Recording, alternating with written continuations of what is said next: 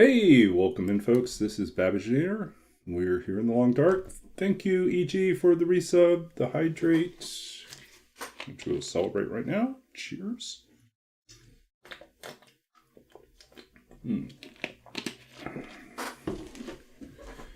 Big stretch. Baba. Bwah, bwah. Oh, my roommate is away at a conference in Hawaii, so there's no one to think I'm weird when I do baba bwah, bwah, bwah. But they usually have their headset on, so they don't really care. Read us a poem. Okay. We're heading into the wrap up for this particular challenge, I think. I think we should finish tonight. After we finish tonight, I am going to do some late night baking. I am making some gingerbread cookies. So gingerbread men or women. I don't decorate. I'm too lazy to do the icing, so their gender will be undetermined. And some other sort of gingerbread cookies, stars and circles, things that fit into cookie jars a little bit easier. So that's my plan for tonight. Read us a poem. So what do you want? Do you want something from Babbage? Do you want something from The Lost Country? Do you want something new, something ancient? What do you want?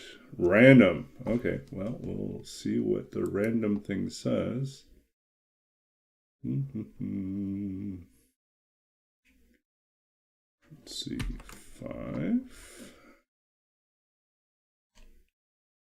And poem chooser says refusing the dark. Okay. Well, we can do that. This is potentially the title poem for the unfinished third collection of poetry.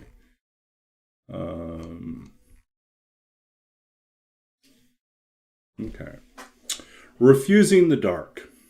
Tonight, driving home through what might have been fog or a low cloud, I find myself singing out of habit, or perhaps out of some antique sorrow I've forgotten, nestled in the silent space between ribs, the car before me hidden, a mystery, like the road itself all but buried in rivered gray. Through the windshield, I can see the lights set high over the freeway, burning like great wheels of fire. And yet nothing like the voice of God enters here, only the lingering whisper of pavement and tires, that old lullaby full of disappearing and turns. How things merge unexpectedly. In the wind, the bright echo of stars, the animal dead congregating at the side of the road, their eyes fixed in the past. Everything slows down at the curve, every heart slips a gear, and the lungs give out at last. The body empties itself in such moments as mine does now, in a single note that trails behind, like the memory of fire, the summer that the hills burned, and the sky, black as spilt ink, fills with the names of all I did not know I loved, of everything that comes to the lips to refuse the dark. So this is a poem that kind of came out of a few different things. One was a very particular memory I had driving in Southern California late at night, and there was this unexpected fog that took over the freeway. And I think I was driving back from Orange County. I'd gone down someplace pretty south to do a reading. I was driving back into LA. And the fog rolled in, and there were these great overhead lights for the freeway. And when the fog came in, they just kind of were this mysterious circle of like ghostly lights hovering over the freeway, right? You couldn't see the lampposts or the supports. All you saw were the lights hovering like they were spacecraft. But it also reminded me of like the account in, I think it's Ezekiel, with the great big burning wheels of fire, and that very famously one of the UFO like enthusiasts, what was it, Eric some sort of Danish name, I've forgotten the last name, but he famously wrote like a book about, trying to like point to different moments in religious history and mythology that were, in his interpretation, accounts of UFO sightings. So anyways, I had this moment where it's like looking up, it says, oh, I can kind of see what he was talking about. Like great wheels of fire up in the heavens. And then sort of also thinking about like these, less so in Southern California, but if you're driving through the Pacific Northwest, or you're driving through the, any place where there's more animal life, you do get, this accumulation of roadkill at the side of the road if they aren't cleared away in time. And it's kind of ghostly to see all these remains at the side. And then there's a reference at the end, and it says, the names of all I did not know I loved, is kind of a nod back to a famous Turkish poet's poem, Nazim Hikmet, who wrote a poem about the things I did not know I loved, which was his account of returning after being in political exile for a long period of time. He's riding on the train, traveling through his country, which he has not been in for years, and looking out through the window of the train and seeing all these perfectly mundane, ordinary things that he did not realize how much he loved until he saw them after years of not seeing them. And so that reminder that we do not know what it is that we're going to miss until they're taken from us. And then how the poem itself, like we write as kind of a refusal to be swallowed up in the darkness and the despair of the world, which I think is an oddly, unfortunately, appropriate message for this particular moment in time. Terrible things happening in the world. And even, you've heard about sort of Rob Reiner and his wife and the tragedy there. So, it's strange and troubled times we live in. So what do? We turn to poetry. We turn to art to find our way out and make some sort of peace. Or at least find some sort of comfort and catharsis in poetry and literature and art. So here we are. And here we are with our remaining days. The wind all noisy and such upstairs.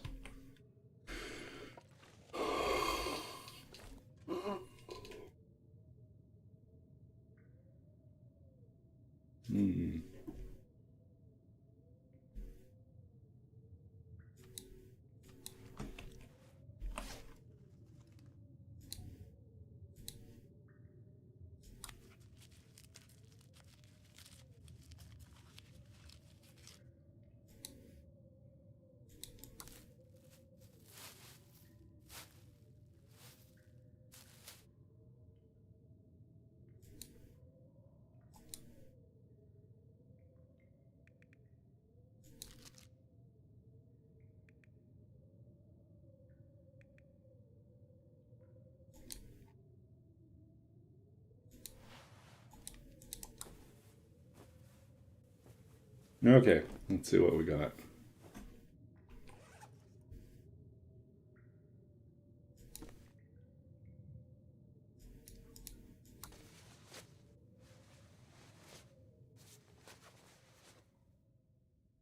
this pack is getting kind of heavy. Okay.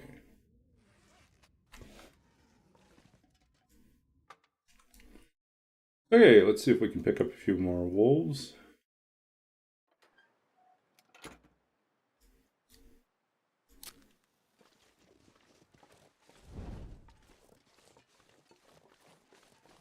Go over here, we'll warm up our tea. Actually, let's go over here.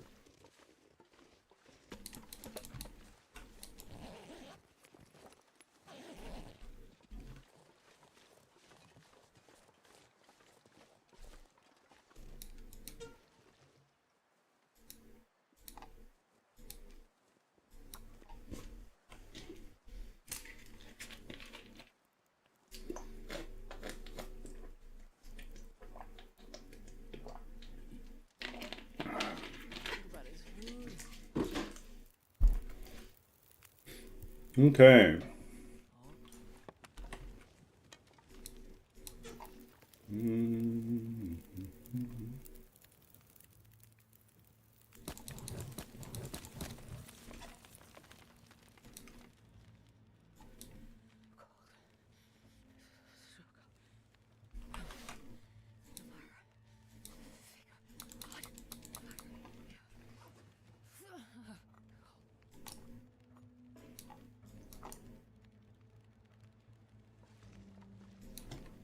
Five.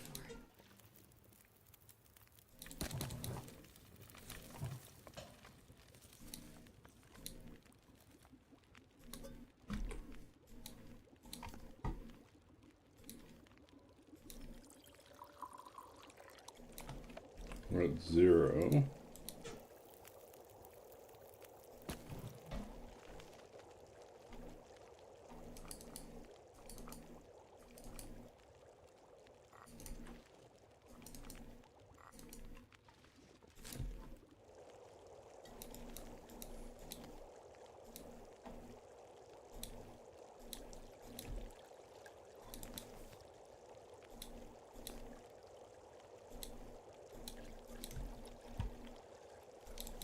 Okay.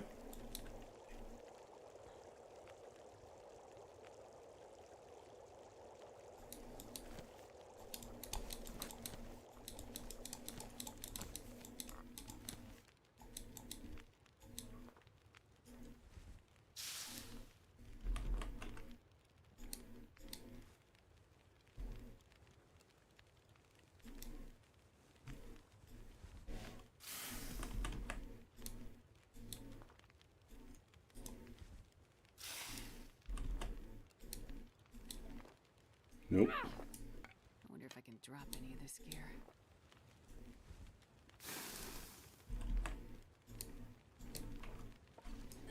Nope. Come on, we can get better. Nope, apparently not. We can't. There we go.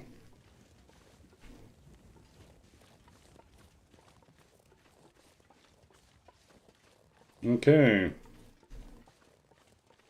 Might get some wolves over here. We might get, I don't know if we really need to get anything.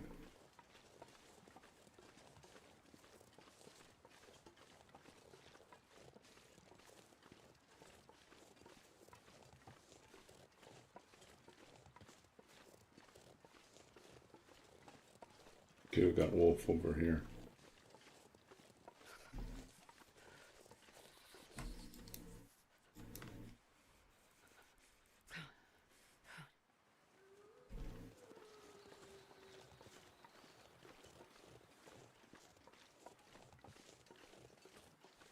Come on, guy.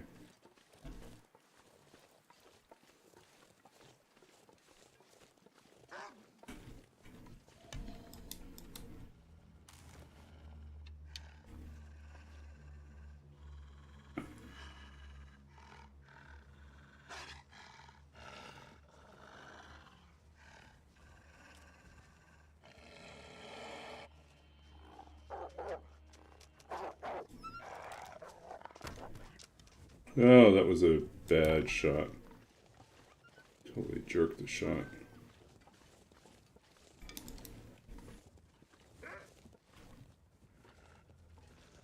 Another bad angle.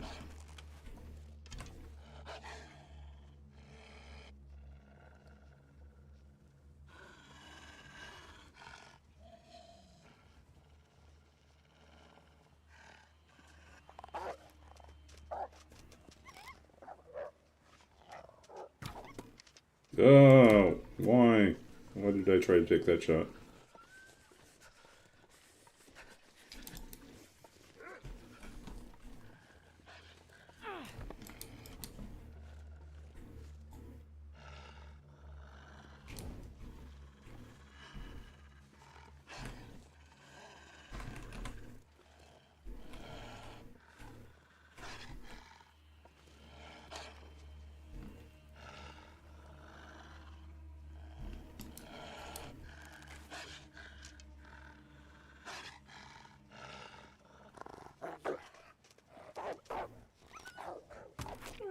There we go.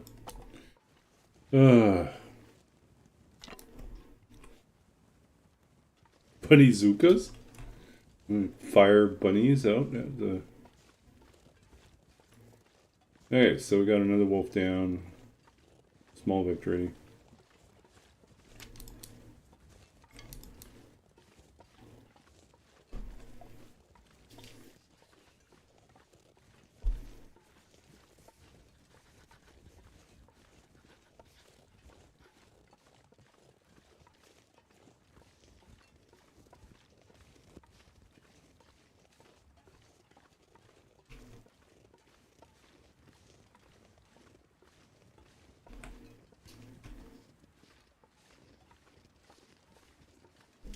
Starting to feel numb.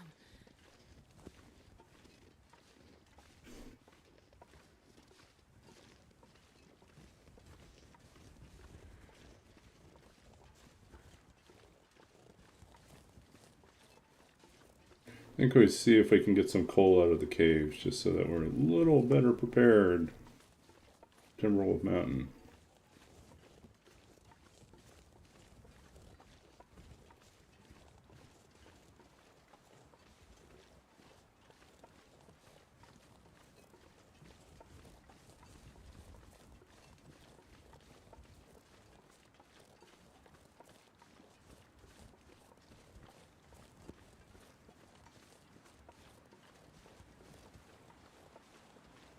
Oh, so cold. Okay. Man,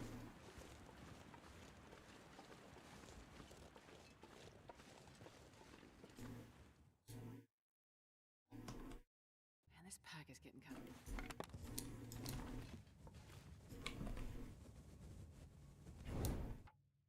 Okay, let's make certain we update here.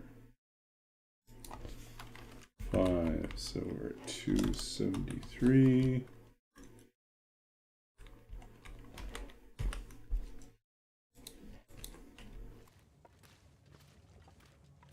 Looking for some coal.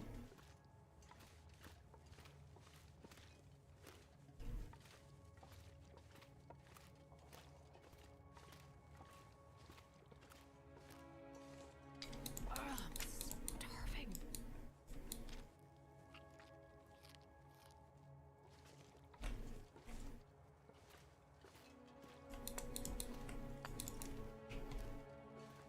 But we also have to lighten our load so we can get up and down that rope, so figure out what we can get rid of. I'll take it. No, you won't. You don't need that.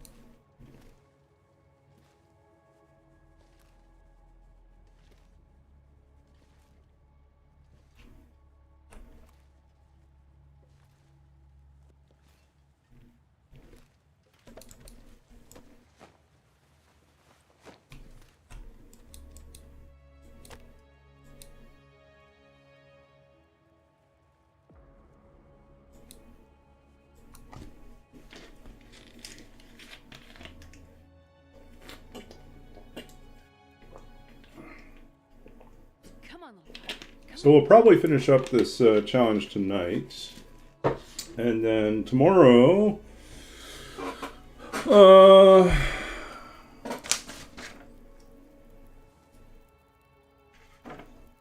Tomorrow I am not certain. Looks like tomorrow I have to be, well, tomorrow night stream, I don't know if we'll do something different or if we'll do TLD. I'm not certain how much streaming I'll get to do when I'm home. So a lot of things are up in the air.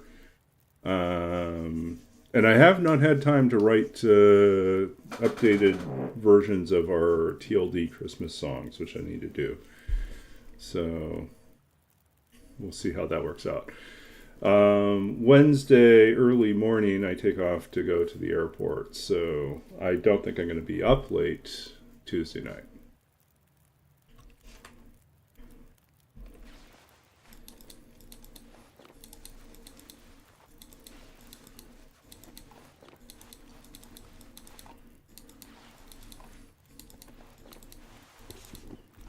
But you get me for tonight.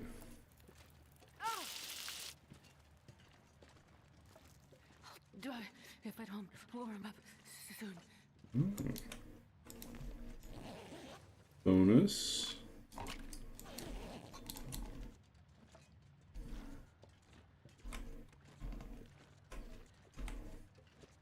This pack is getting too heavy. Do a Santa Bear challenge. Do a Santa Bear challenge. What's the Santa Bear challenge?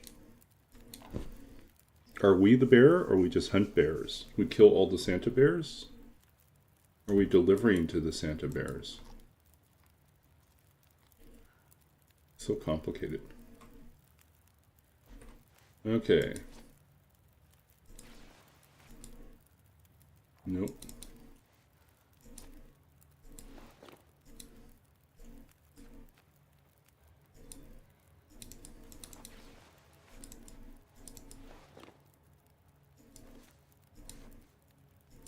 They're effectively the same.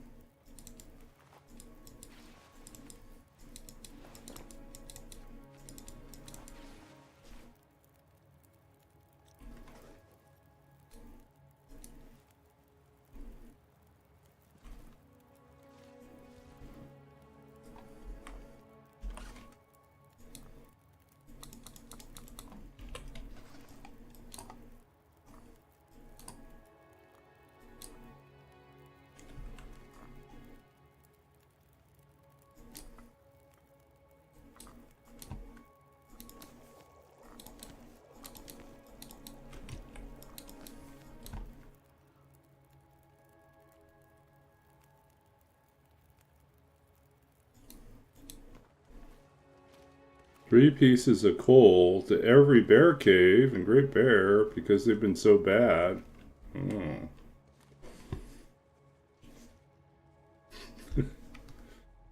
It's kind of silly, but kind of fun. We'd have to find all the bear caves.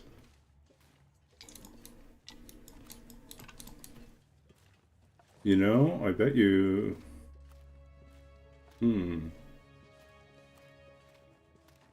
Could be fun. I'll admit, there are probably some bear caves I don't know about. We'd probably start the challenge at least in regions where I know where all the bear caves are.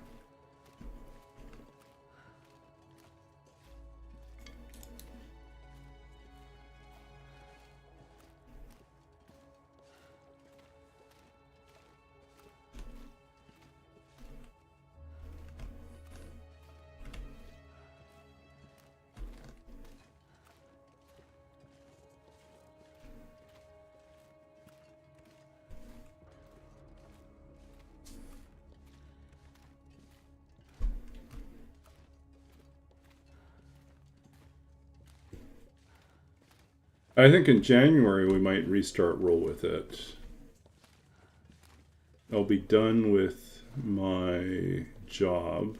I'll be waiting to hear back on my, how my interview went. Which reminds me I need to send in my reimbursement paperwork. I can get reimbursed for my expenses for this trip.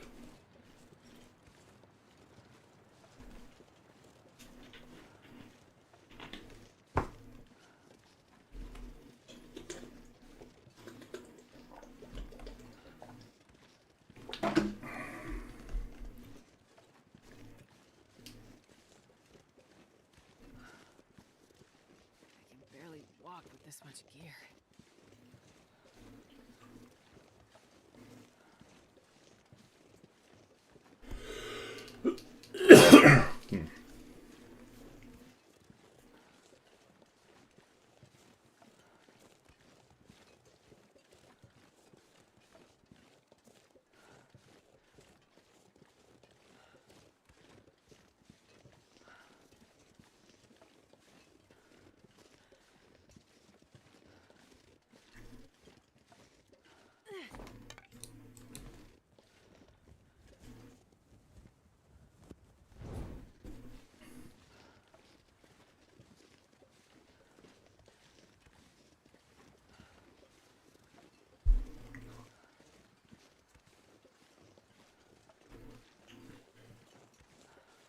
So since last year, my roommate and I have kind of evolved into having a Christmas tradition. They're from families from Germany and Hungary. That's where they're from, and they're very big on their gingerbread. And so last year, their parents sent them a food care package with all the local delicacies, including some really excellent gingerbread. And I made last year at Christmas. I made the gingerbread recipe that my mother got from my father's mother, so my grandmother. So it's kind of a family recipe, and my roommate really enjoyed those cookies. So this year we kind of did the same exchange. They left me a couple packages of gingerbread cookies, and I am making some gingerbread cookies before I leave, so that when they get back from their trip and are spending Christmas alone here, they'll have gingerbread cookies to eat.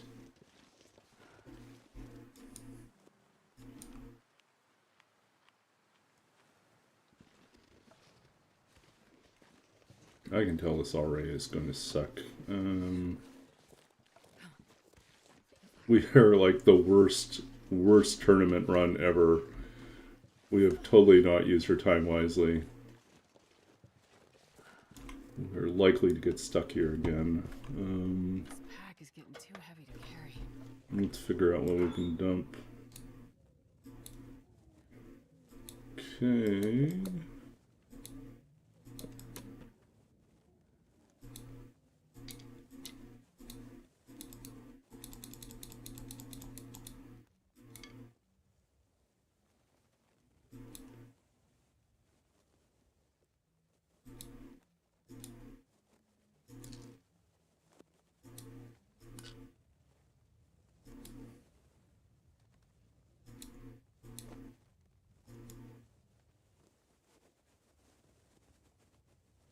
No, we don't need both of these.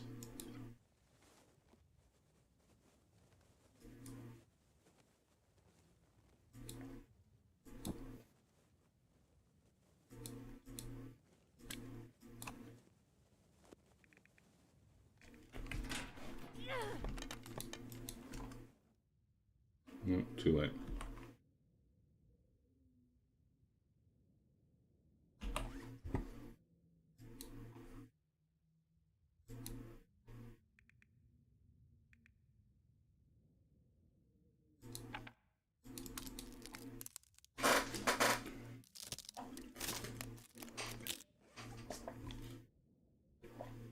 So anyways, we'll exchange our gingerbread cookies again. But then I'm leaving. And they stay behind. And we'll have no more gingerbread exchanges. Makes me a little sad. But that is life. Things keep changing.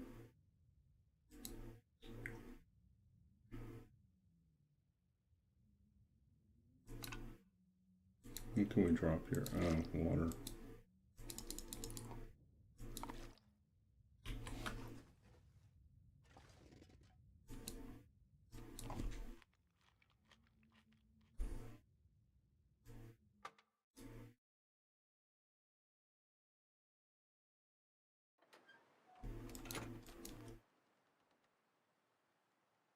Oh, the weather is turned around.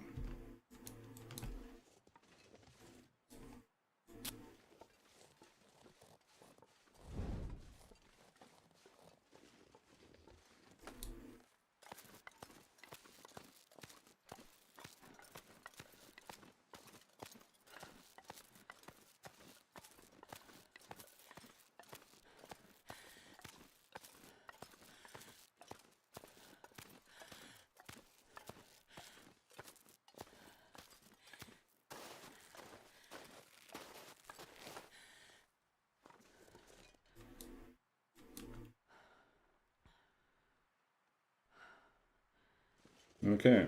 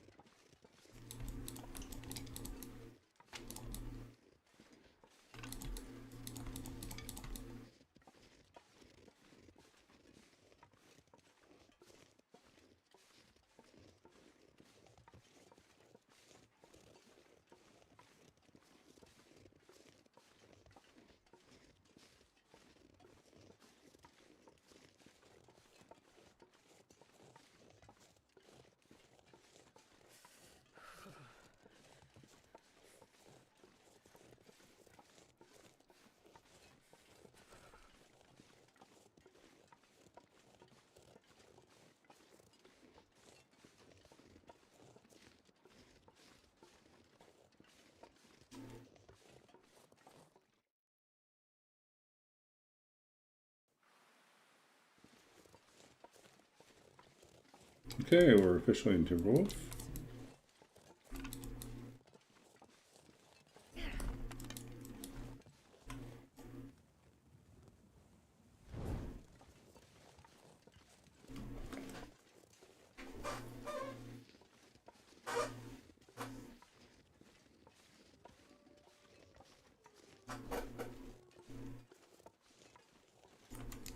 I'm not sure I can carry much more.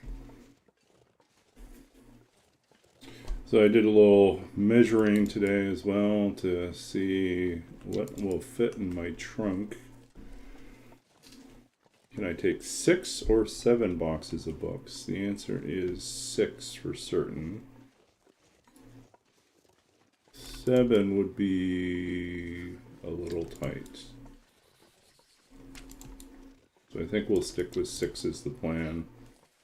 I'll try to fit everything into 6 boxes of books, and everything else will have to ride in the main cabin of the car. This is for the move at the end of January.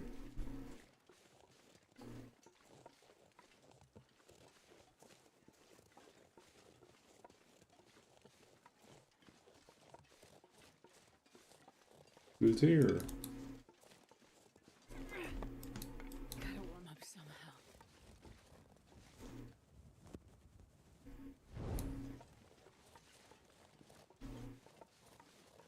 Okay, we might have to warm up our teas.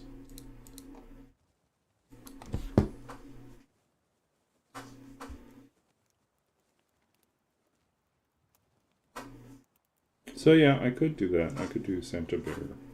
Come on, little fire.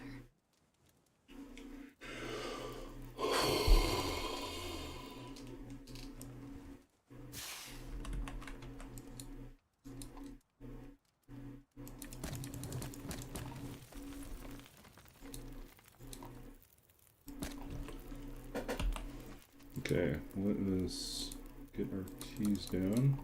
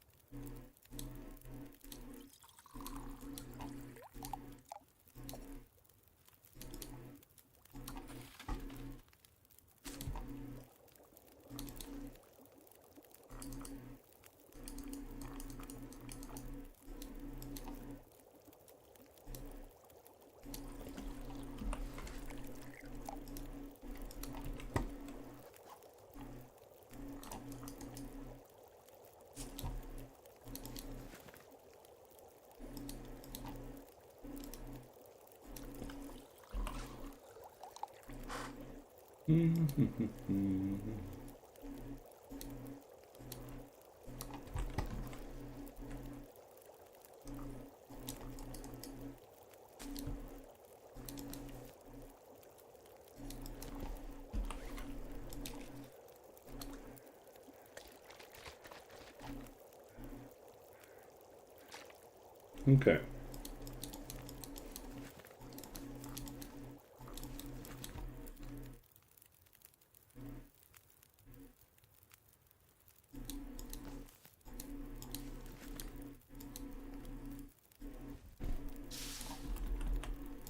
I wonder if I can drop any of this gear.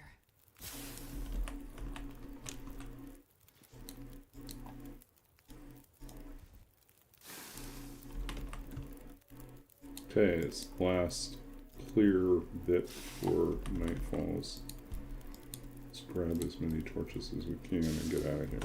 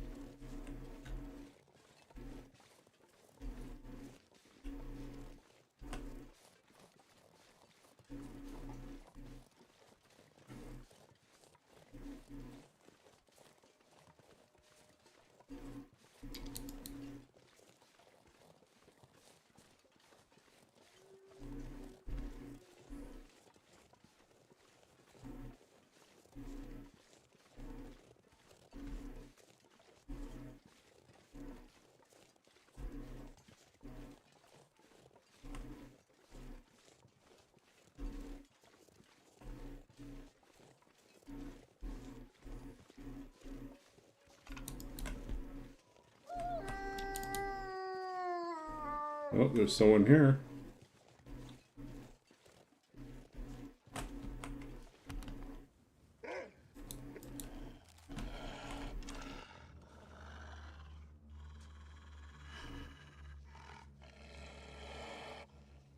Last room was so quiet. This room we've got all sorts of wolf encounters.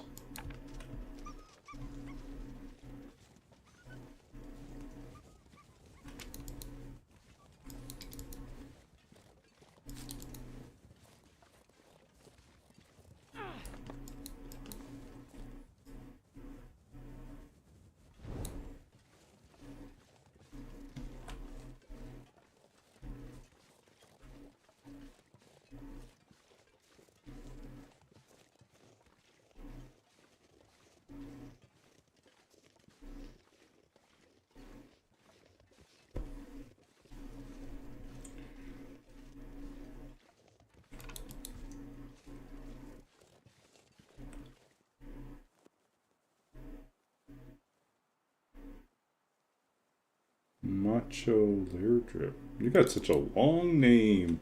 How am I doing? Doing pretty well. Currently, if you're familiar with this game, The Long Dark, we are playing an Interloper challenge called Furry Then Silence 2.0 tournament. And basically we have 50 days to craft a bow, forge arrowheads, craft a bow, and hunt as much as we can. And we get points for our... Sure. Yeah, you can always ask me that. Yeah, a little bit about my background. I am a writer. I'm the author of 2 books of poetry. I also have taught creative writing. I have a MFA in creative writing and a PhD in creative writing and literature. I currently have been working as kind of like a junior data librarian. I'm in the process of like applying for full-time data librarian and digital scholarship librarian type of roles. But yeah, I've been playing Long Dark since pre-release 2017, mostly Interloper. And what else can I say here? Our challenge that we're doing right now, for those curious, is this. It's mainly a hunting challenge. So yeah, feel free to shoot some questions about storytelling into the chat. Happy to answer.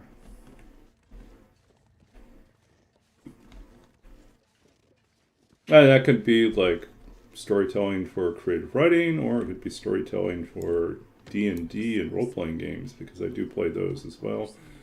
And I am also a longtime DM.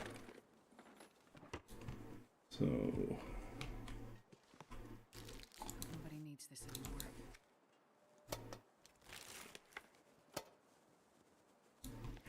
the storytelling need to have some level of realism.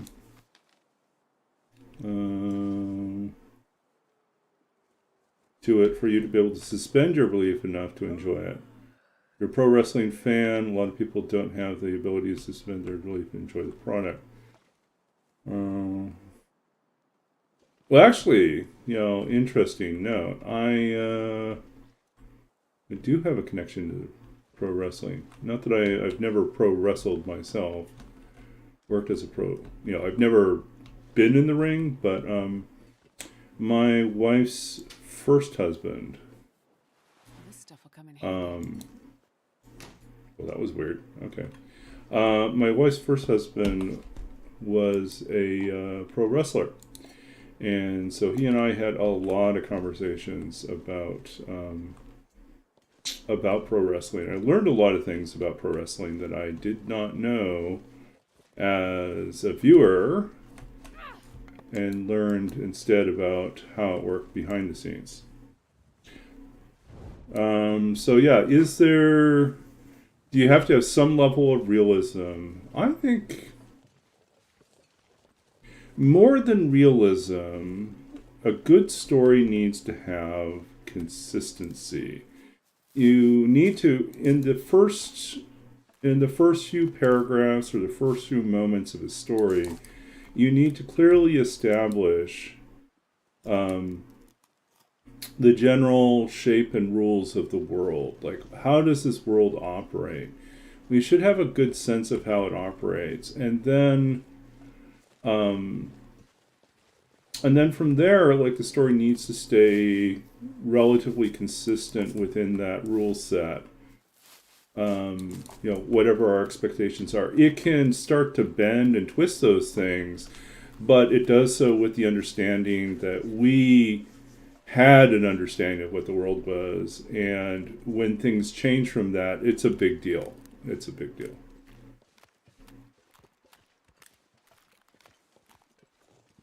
It needs to have, for the most part, unless the goal is to have something that is dramatically challenging of a reality. But for most stories need to have an internally consistent universe. It doesn't have to be fully fleshed out. You don't need to know everything about it, but you just need to have some basics. If I pick up a story and it's supposedly set... Okay, so here's an example of ways to break realism that seem small, but actually are they take us out of thinking about the characters and thinking about the plot, and instead pull us into this sense of doesn't feel right. There's something wrong about it. And the example I'm thinking of is I was reading a historical mystery novel, right? So something set in the 13th century, and we got round 2. Go away. I didn't have time to switch to my bow. Give me back my arrow.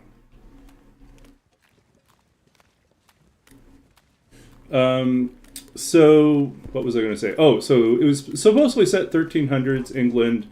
And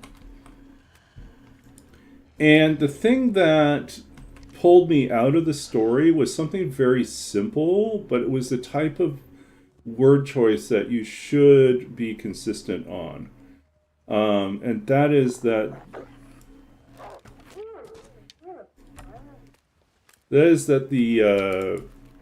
the character, so one of the characters refers to... Where are you? We got another one over here. One of the characters makes reference to the fact that about something about the Vikings, right? Here's the problem. The term Vikings did not, like, the term Viking did not exist in the 1300s or the 1400s. Vikings were actually, like, the whole concept, our imagination around Vikings is a 19th century thing. And the term Vikings emerged out of the 19th century. In the 13th, 14th century, if you wanted to refer to, like, the Vikings, you actually didn't refer to them as Vikings. You referred to them as the Danes. Everyone who was Scandinavian, who was a Viking, was a Dane. Or they were Norsemen or Northmen. That's it. And so it's a little historical vocabulary thing that pulls you out if you happen to be familiar with the the history. And it's a small thing that if you were serious about what you're doing, you would have checked. But the person did. They got all sorts of other historical details decently right. This was one thing that they didn't. And it felt like low-hanging fruit. So it was like, ah! And I couldn't finish reading the mystery because I felt like if they're sloppy on this historical detail, what other parts of this historical setting are going to be wrong? Because they were too lazy to double-check it. And that was kind of like the problem that emerged out of that one. Anyways, we're not going to hunt anything in the middle of Aurora. We're not that stupid.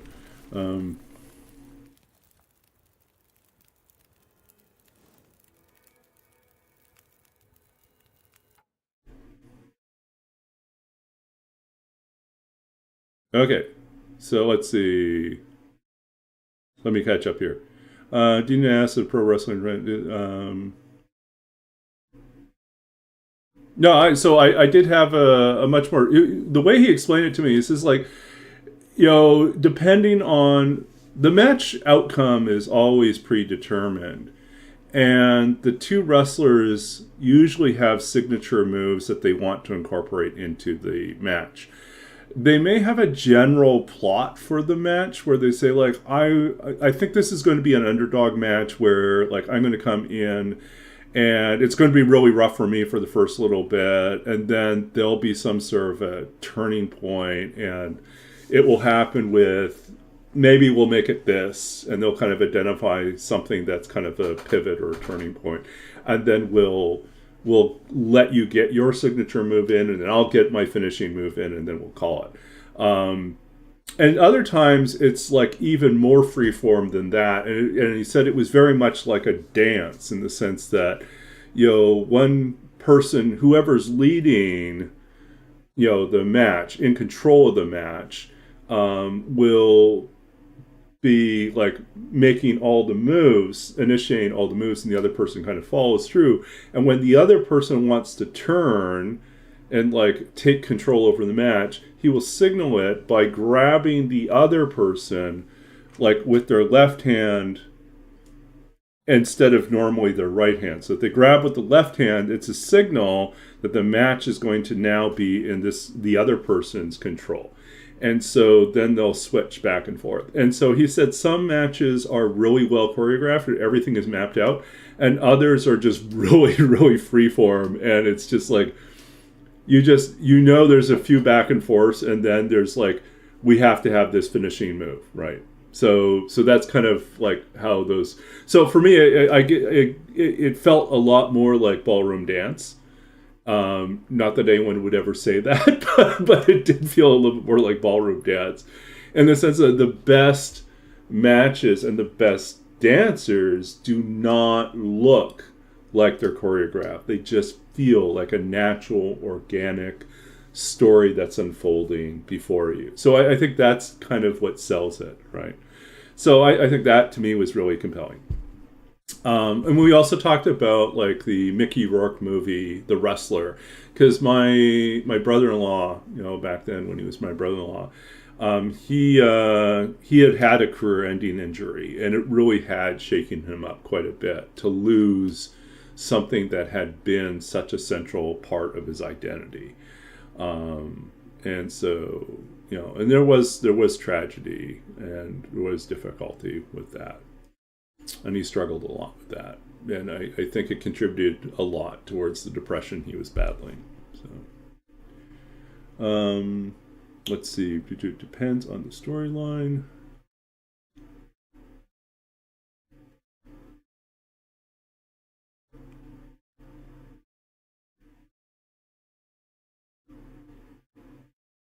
There's a little bit of improv, but it really depends on the company. Yeah.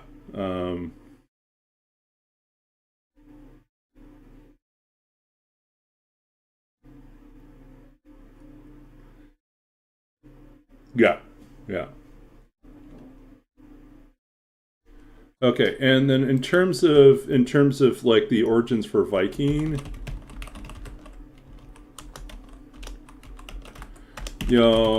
where I look would actually be, so if you're looking from like the Google AI summary, um,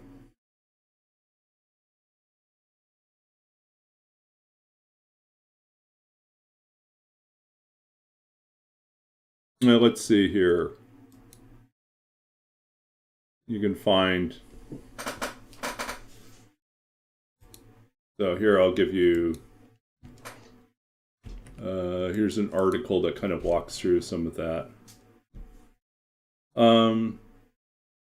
So in Anglo-Saxon, Old English writings, the terms Danes, Northmen, pagans, or heathens were the most often used. But Viking was not used in those contemporary, i.e., of the time period, writings. They never referred to Vikings, the Vikings we think about, as Vikings. And in fact, for the most part, they were referred to as Danes, even though Danes, for them, did not have a geographic specificity. It didn't have to refer to people from Denmark. It just meant anyone that was one of these raiders. So, yeah. And so, yeah, here's an article that kind of goes through some of that history and why it's a little confusing.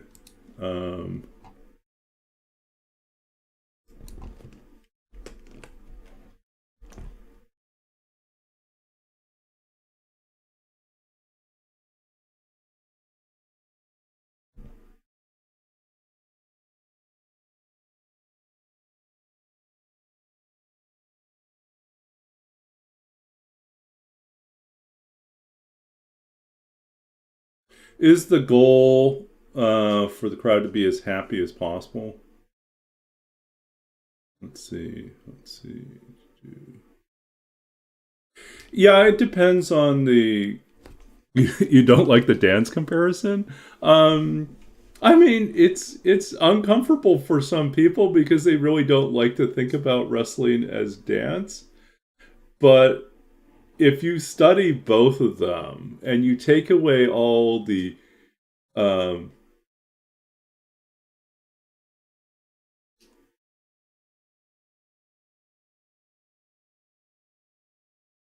yeah, if you take away all sort of the cultural and gender like context with around like who dances and who's a fan of what, pastime, in terms of just sort of how they respond to each other, it is kind of like that. I mean, if you want something that feels a little bit more neutral, you could also say that it is a lot more like there's improv, but it's an improv in which certain outcomes are already certain um, details in terms of certain events are already scripted in, right?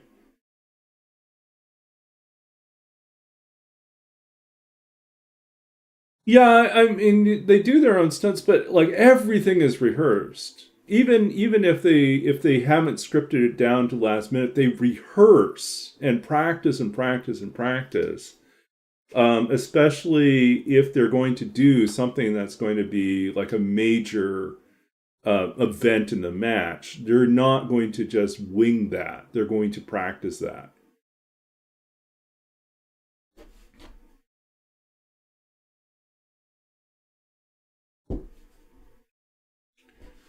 Yeah. So, I mean, but it is also, I mean, like, I think the dance analogy is a pretty good one because, like, if you look at how, like, swing dance works, for instance, the whoever is not leading, whoever is following, has to be prepared for almost anything, is looking for subtle signs, signals from the person leading as to how to respond, to the next, how to perform the next move, the next step, the next maneuver that they're going to do. And so there's a lot of rehearsal, a lot of preparation, and there's ways in which certain responses can, like certain moves can come out of, have multiple entry points, and just knowing how to be able to pivot into that type of thing. But yeah. And it's true. It's true. I think we're saying the same thing. I think also that we may have grown up watching different eras of wrestling.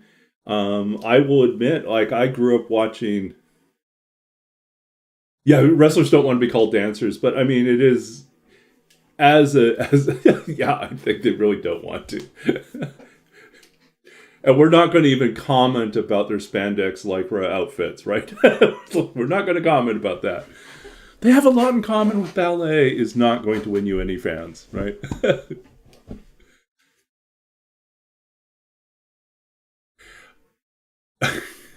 And I also think we downplay the risks involved in certain types of dance. So I think it goes both ways.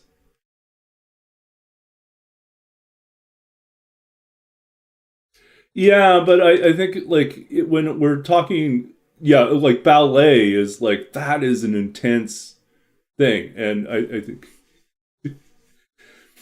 yeah. So I think it's as a critical comparison, and critical in the sense of like lit crit or film criticism, like someone who studies and analyzes as an external observer of the craft. I would say there is something similar, in function. But yeah, it is definitely so. Like, there's definitely a way in which you could tick off different fan bases by making comparisons that are accurate but uncomfortable, right? Like if we were talking about D&D and we said fourth edition plays like a video game, it is accurate to say that a lot of the game design for fourth edition was intended to set up the game system so it could be easily converted. They simultaneously learned from computer games and MMOs, and they also wanted a game system that could be easily adapted to be turned into computer games. It could be like to transform it into a computer game would be relatively simple. So that was the intent. But don't tell fans of fourth edition that it is a video game, because it erases all the storytelling parts of it, all the fond memories that people had of epic campaigns they played in where the system just happened to be fourth edition. So, I mean, like, while technically accurate, it does wrinkle a few, ruffles a few feathers when you kind of make those comparisons.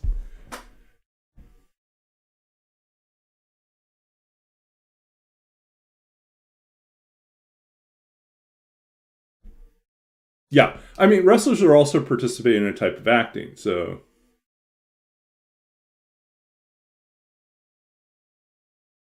Well, I mean, okay, so I can think of another high risk dance analogy that might make more sense. Well, how about if we compared it to figure skating, like ice dancing? Because there's a lot of athleticism, there is also a lot of like listening and paying attention to each other. And and then there's also like you have to balance artistry and storytelling with like wanting to perform at the top of your game. Because the stuntman analogy ignores the storytelling and the acting. A stuntman is hired to take on certain stunts, but there's not so much like the storytelling of it. They're telling a story within the stunt, but they're not telling a larger story. That stuntman's usually not the actor that plays through the entire thing, right? So they're kind of like you're getting these very discrete moments of like performance, and so I feel like that's kind of a different analogy than saying like this is like there is a larger story which incorporates dangerous maneuvers. And so I think it's also another way to think about it is no, I think figure skating is probably my favorite analogy now I think about it, just because I feel like it's the athleticism, the choreography, and the sort of the need to be able to improv and adapt on the fly, because even if you have a plan, stuff happens out on the ice that's not intended, not planned, and you have to adapt to it. And so I think a lot of stuff is happening there that we as outsiders barely register, but for the two people on ice, there's a lot of stuff going on, and one small mistake could be like devastating. So I think like there are going to be wrestlers that are like really interesting to watch because they have a few like really incredible stunts that they pull off or feats that they pull off. But that's different than watching someone who really can make like the whole match interesting. Even the small moves feel big. Even the small moves seem to communicate a larger story. So I think like I grew up watching like wrestling in the 80s. And so and there were some incredible wrestlers from that time period. And watching matches from that time period were really, I mean, it was so funny. I could sit down in the afternoon, after school, and there would be me on the couch and my grandmother. So my mother's side's from Taiwan. My grandmother, who only spoke Cantonese and a little bit of Mandarin because she was originally Cantonese, and and we had one common love, which was watching pro wrestling matches. It's just the weirdest thing, but I mean. But there's like this obvious like tension between good and evil, and there's so much like you kind of catharsis. You root for people and you rejoice and you feel a release when something good happens. But you also have tragedies, right, where things are like, oh no, it didn't work out the way you expected, and it's horrible. But you see, it's like it's like watching classic tragedy. So yeah.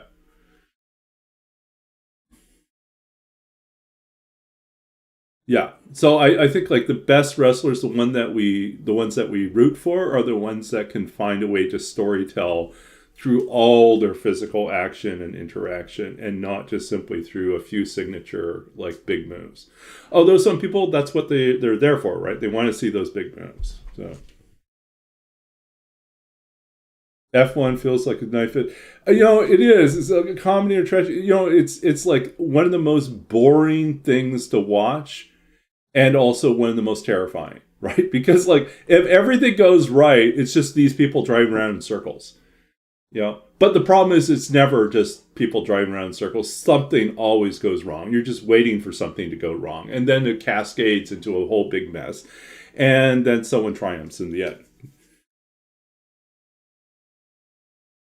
Um, if I were offered a job by a pro wrestling company to be a writer, would I take the job?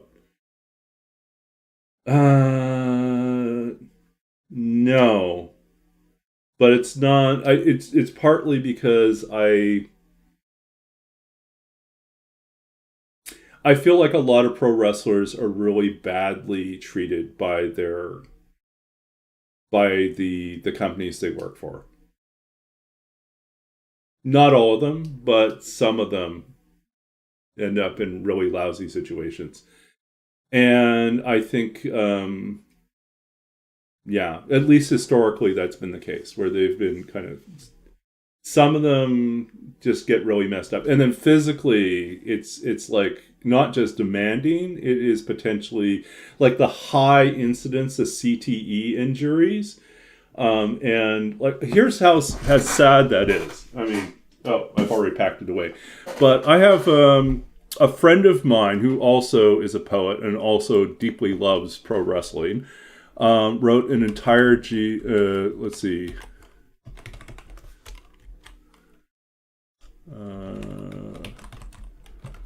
See if I can find the link for this.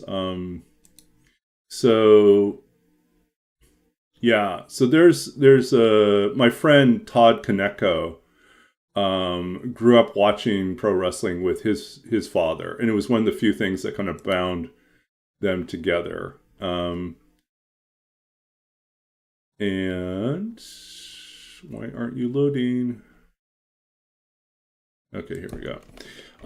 But anyways, he has a book called The Dead Wrestler Elegies, and it's a book of poems about different famous wrestlers from about the 1950s all the way up to like the early 2000s. And it's absolutely devastating to read because each of the poems is dedicated to a different wrestler who has died, and almost always at their own hand. That's terrifying. And so many of them, it's a result of brain injuries, that have impacted their ability to protect themselves or to stop from harming other people. And so there's like a long, unfortunate history around that. Because they don't wear headgear. They don't wear anything protective. And because there's so much pressure to perform like ridiculously dangerous stunts to please the crowd. And if you've ever watched like The Wrestler, the movie with Mickey Rourke, you get that. You start to really capture that. So I think part of me is just reluctant to work. As much as I'm interested and fascinated by the world, I don't think I want to be a writer for it because I don't think I'm built to do it. I think I would be reluctant to be involved in something I find ethically complicated. That's my honest assessment. I mean, it's hard, right? Like I don't want to say like throw everything away, but I do think that we need to have some more honest, discussion about that. And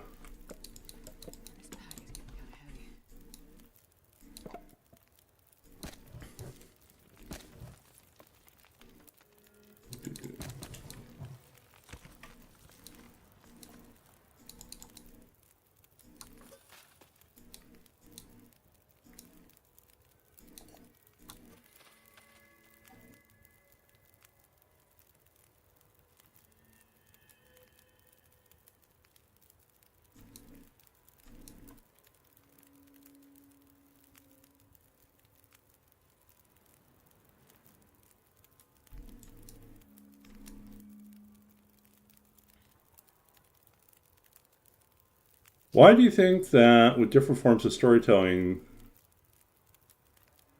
sorted, people are unable to suspend their belief to enjoy it?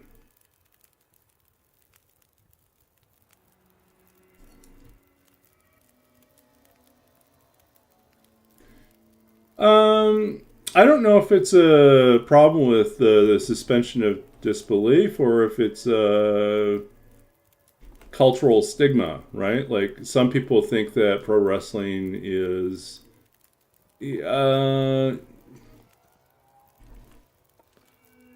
for like a different group of people, right? They like say, oh, you can't possibly be educated or civilized if you enjoy watching that. I don't agree with that sentiment. I think that's really patronizing and really offensive because I think that there's a wide variety of people who can. I mean, I watch all sorts of different things, and I find that I find like there's something fascinating. Like I said, there's something deeply fascinating about the ways in which storytelling happens and is performed, and how much we can learn about like improv and storytelling and performance through like I don't think the average wrestler would sit down and write a critical treatise about what they do, but in terms of practical knowledge and maybe instinctual knowledge, they know a lot about these things that we actually care about in other areas. Like I think like we learn a lot about like as a D&D like DM, I'm fascinated about like different approaches to improv, and I think like there's something that a group of D&D players could learn about how to listen to each other and pay attention to small cues in order to collaboratively storytell, and give each other moments to shine, which is what happens in a wrestling match. It's like, oh, I know you have this signature move, or you have this thing you really want to try out. Let's make certain we create a way for that to happen. So I think like that type of collaboration and improv and storytelling is something that happens organically in pro wrestling, and is something that we don't really know how to teach people to do in D&D. Some groups are great at it and some are terrible at it. So I think for some people they've associated pro wrestling with a particular stigma. Just like I feel like, if you tell someone that you watch anime or read manga, that's stigmatized to some degree. If you tell people that you play D&D, that's stigmatized. These have changed over the years. Like, to say that you play D&D now is not as weird as when, I was growing up in the 80s, and saying that you played D&D meant you were a weirdo. So it's different, right? I need to find food. Poor Astrid is running low on food. We're saving our crackers for the last day, so we might have to start eating wolves. I don't know.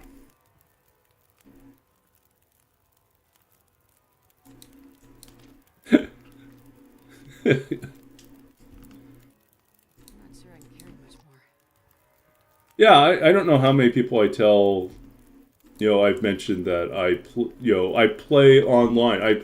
I Twitch stream, right? It's like it's kind of a weird thing to admit to the people, and some people think it's strange, especially since I'm like not a young person.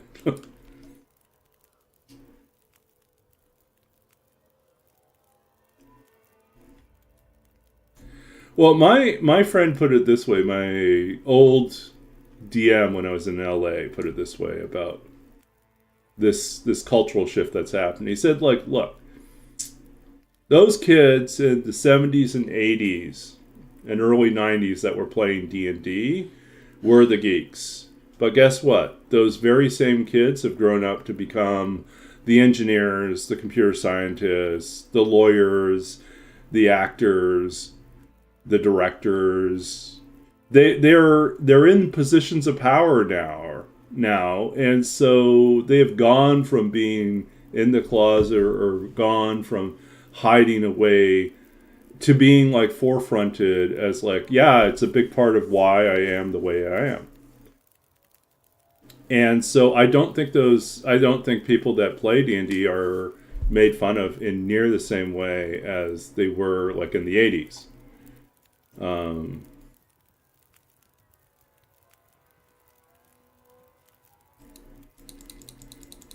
We're gonna sleep for 10 hours here and see if we can. But I definitely think like shows like Stranger Things and oh, look at that, we finally regained some of our health back. Current writer or storyteller In wrestling, creative teams or elsewhere whose storytellers. To get me to watch.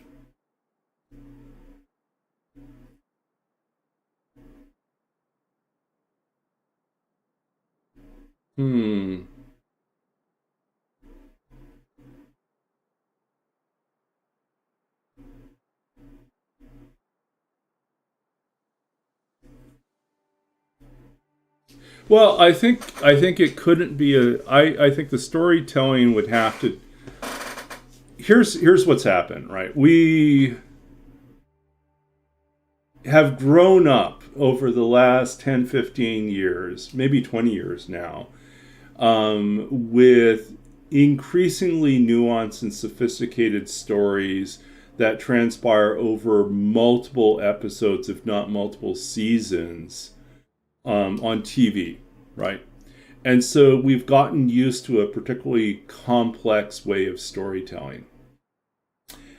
If you want wrestling to have the same, like to pull in more people, you have to really bring back that type of like nuanced, complex, multi-layered storytelling, which means that things that get started, it's just you have to think about seasons of this or multiple.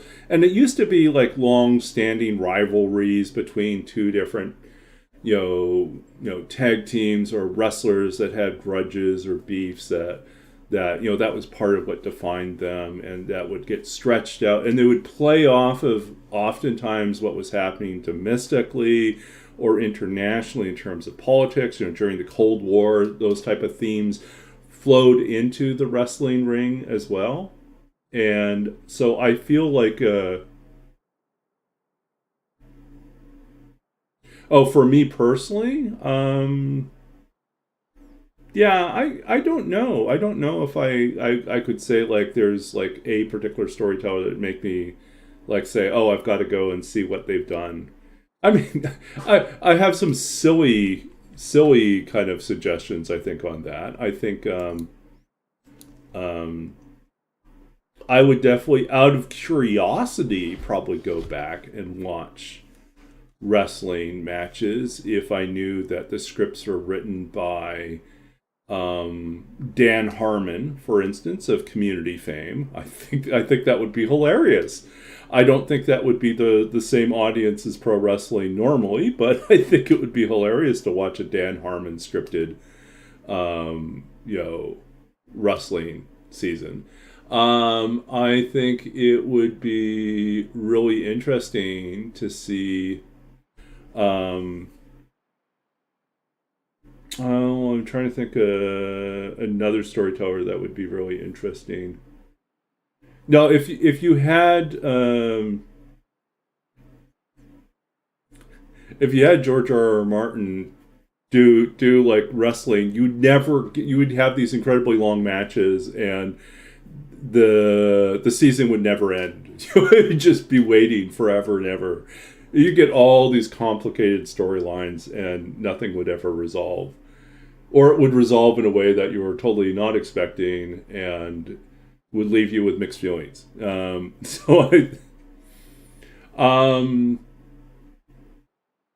else would be interesting to see?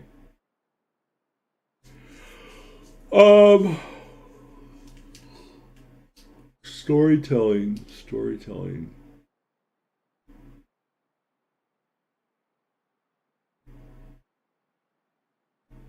Yeah, I don't know. Off the top of my head, I don't know. I don't think I like go to a wrestling match or watch wrestling thinking about the writing. Right?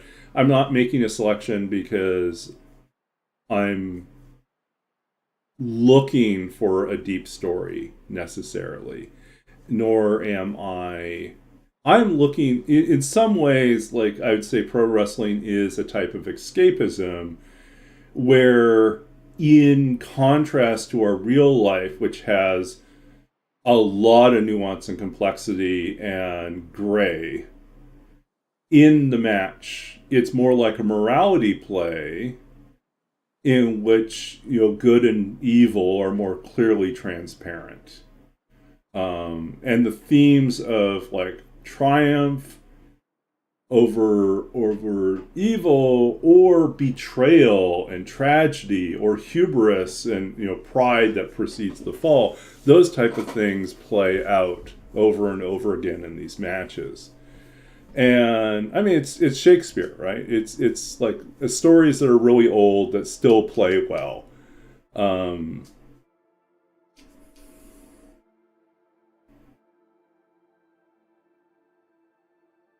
would I be good enough to be head creative for a pro wrestling company? I don't know. I think, like I said, I'm primarily poetry. I have gotten into opera recently, where I write opera libretto.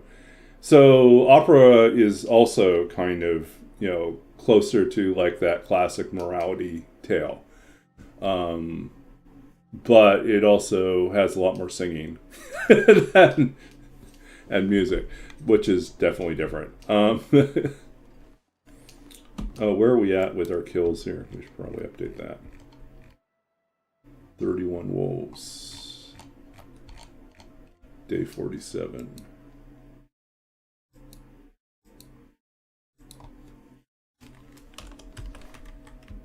So 4 more wolves.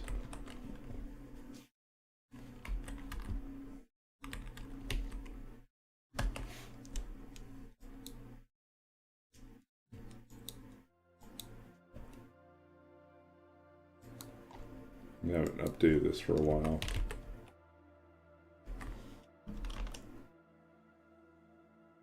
Okay, so 31 is going to be 155, 293.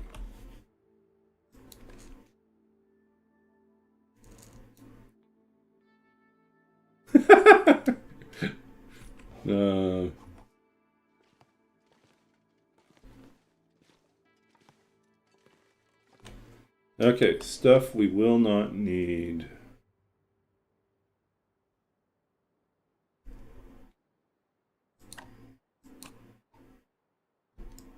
No pry bar. We'll leave this behind.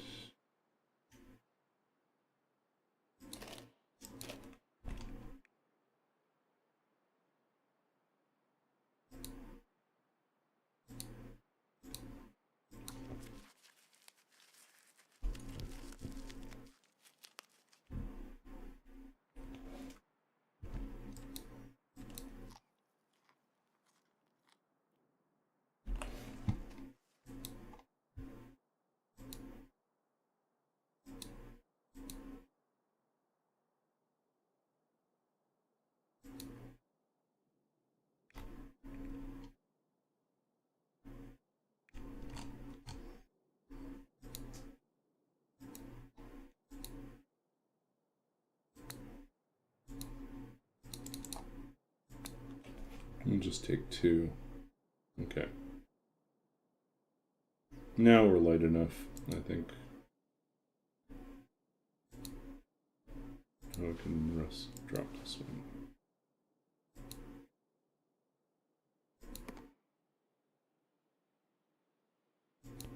Let's go ahead and consume that. Let's go ahead and drop that. Okay, we're pretty light now. Last real question. Do you think that there's a form of media that perfectly blends live stunts, storytelling, athleticism into one form? Short answer, no. I think you're right. I think you're right that that's probably the best combination. But I do think, yeah, like when Substance says, I think there's probably room for other types of entertainment that would do that.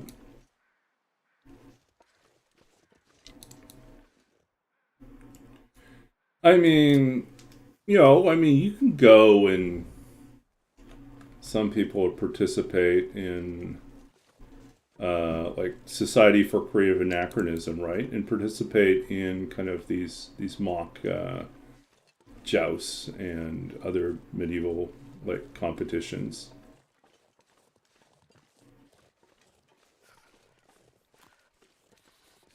And there are people that do like other historical reenactments. It's not really athleticism when you get into the ones that reenact like 17th, 18th century, 19th century battles, because then they're really just marching around and shooting fake guns or firing fake bullets. So it's not really the same thing. But jousting's still pretty dangerous today, yeah. And, sort of the medieval type sparring in the ring can be dangerous, even with protective gear.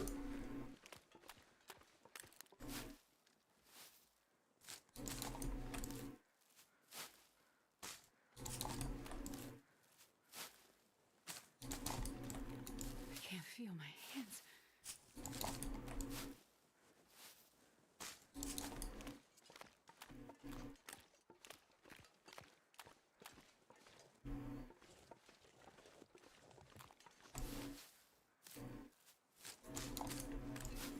I mean, we still have fencing. So there's still fencing out there in the world. People do that. And we have martial arts matches. But these are all missing some aspect, right? They're not... There's like no acting or storytelling happening.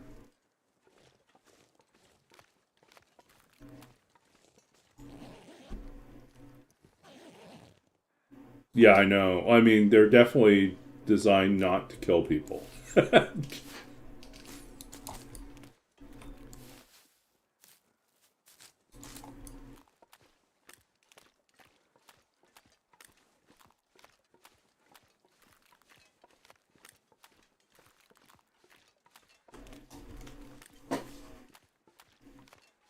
Yeah, it turns out it's a sport that is not meant to kill people, right?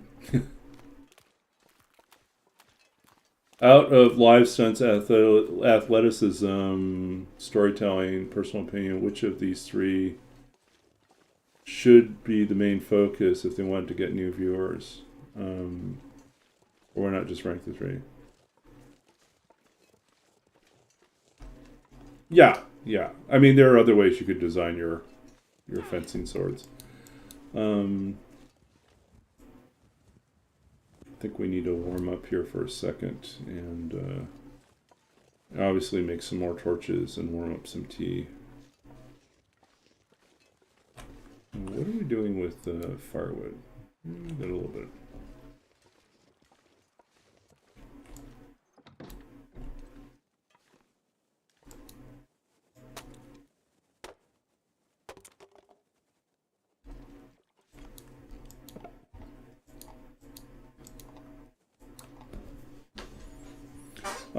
So what should they do? Or just rank the three? So live stunts I would call spectacle, right? It's like magic, honestly. It's like, are you going to a magic show purely because you want to see an incredible magic trick? Or are you there because you want the story?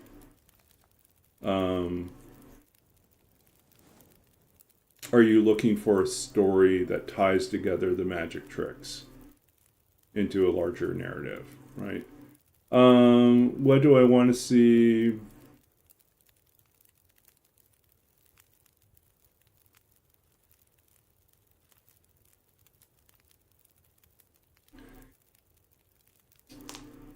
I think, honestly, I would put storytelling at the top. If you want people to come and keep coming, it's because of storytelling. It's because the characters, the wrestlers, are interesting characters within a larger narrative, and the narrative spills out past whatever happens in the ring and feels like it's part of a larger story. And people keep coming. Like, even if they like lose, it feels like there's going to be some sort of radical moment where they're going to turn it around in the next match, and you keep coming back hoping for that underdog moment of like turning the whole thing around. Right? So I feel like what draws people and keeps people in is sort of that narrative and the strength of the characters. You know, the athleticism and the story and the stunts, I think, are they're like they pack an extra punch, right? You need to have some sort of signature or some sort of like quality to the physicality of your wrestling for people to remember you. You know, you can't just be an interesting character. So you do need to have something that is signature about what you do. Some way, like, and they all kind of cultivate some sort of a signature move or set of moves that they're going to do. Or like my brother-in-law was very agile and very gymnastic. So he could flip and do all sorts of twists and turns. And he wasn't a big guy. He wasn't really tall.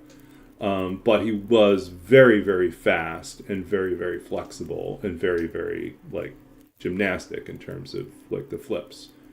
So that was his signature. And then he had a couple other, like, things that, you know, partly it's, like, your costuming, right? Like, if you come up with a signature outfit that is also kind of captivating in some way. But people don't come back just to see the outfit and just because there's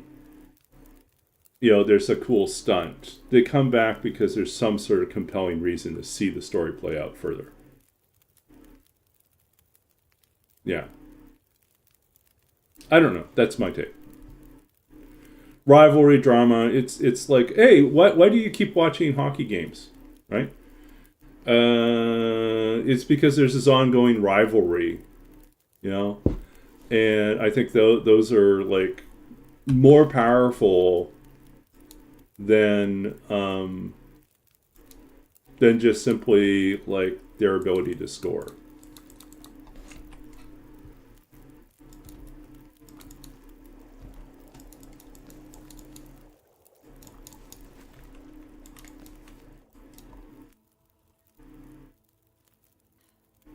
Am I going to finish the ranking?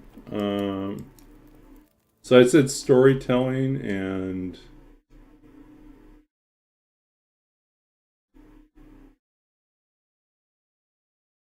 stunts and athleticism, probably.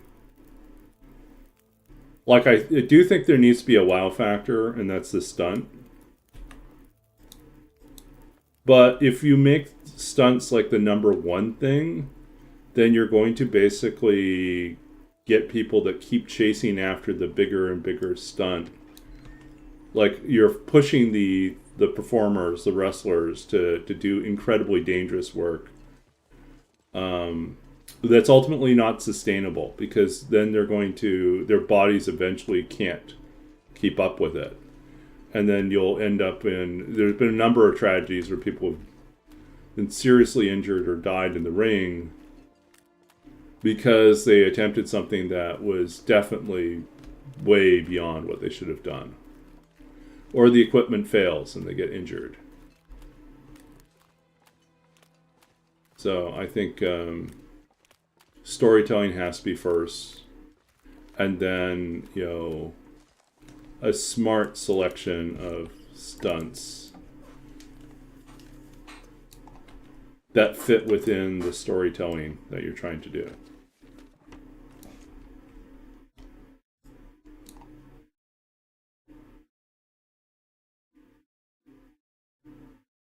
Yeah, so we kind of agree. Yeah.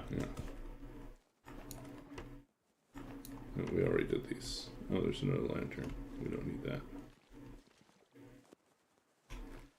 Okay. See if we can find some more wolves. Wolf up there?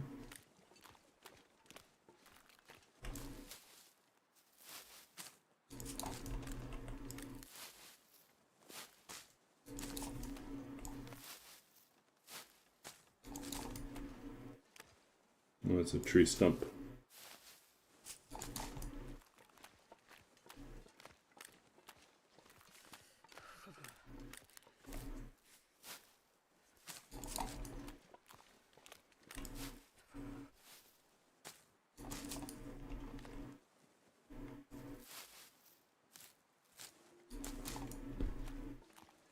Yeah, so I think athleticism is just like, well, you're going to naturally draw people that are as athletic. But you also have cases where there have been wrestlers that have not been particularly athletic. They're just very charismatic. I mean, they don't look like ripped. They might be strong, but they don't look ripped, you know. Like, you know, it was always entertaining to watch Andre the Giant in the ring, right? Even if most of his shtick was just that he was really big, really, really big, and kind of ridiculous, you know, in that respect.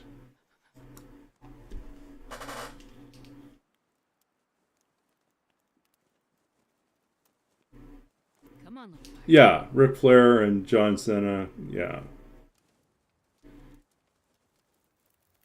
But I think John's ability is also just, I think he's also a good storyteller. Like, he can use his body to tell a story. And so I think that's a big part of that. Sure getting cold. And there were definitely wrestlers that just like as soon as you heard they were going to be in the ring, you just knew that it was going to be entertaining.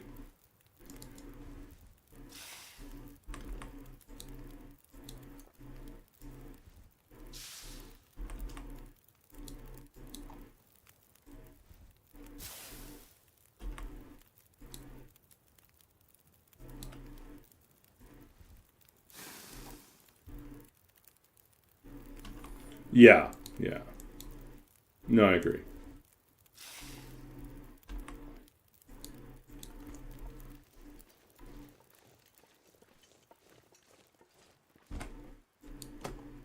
No, we probably should have warmed up our teas. Let's try that again.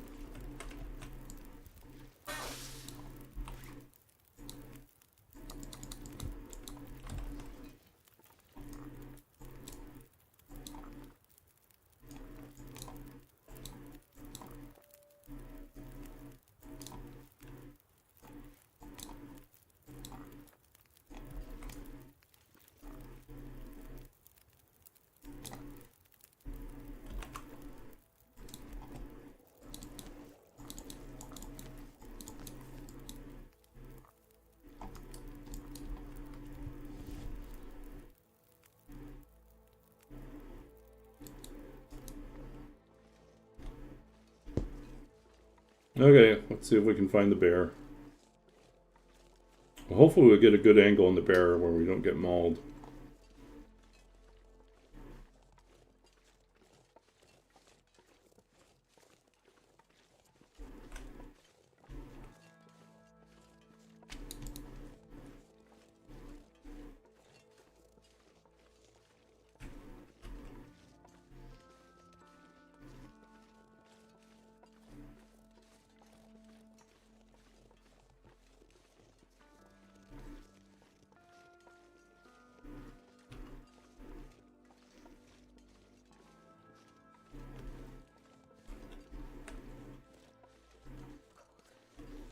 Where are you, buddy?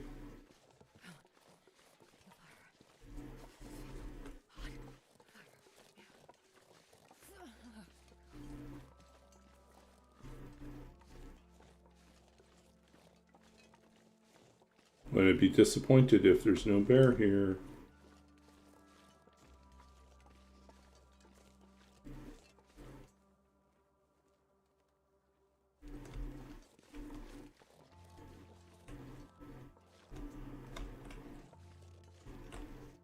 Nope. He's up there. The cold is making my head feel thick.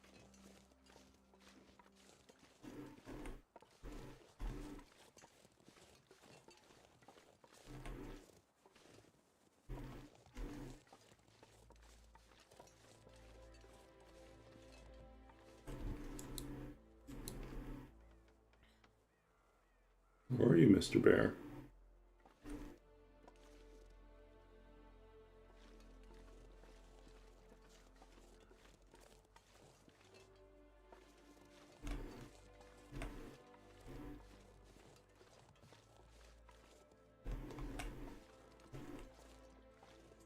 Nope, there he is.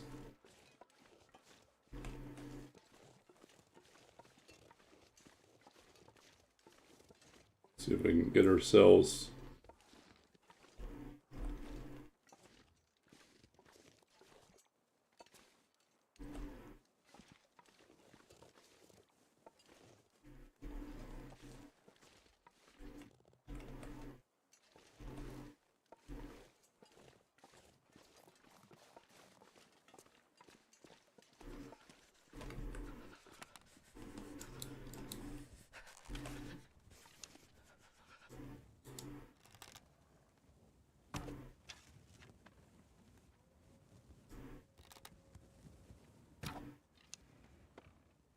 Nope. Oh, that was a bad shot. Come on, guys. Nope. We're just wasting shots now.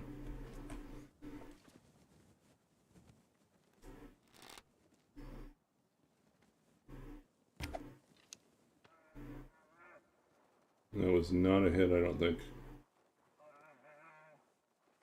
My fingers feel numb.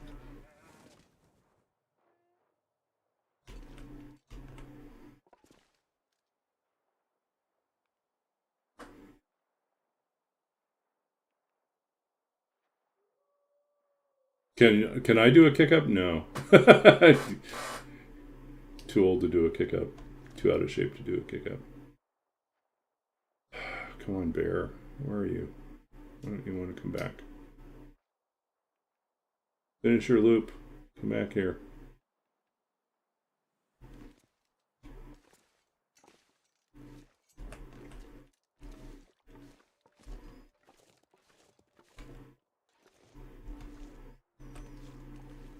Kind of a dangerous spot here. Not very safe.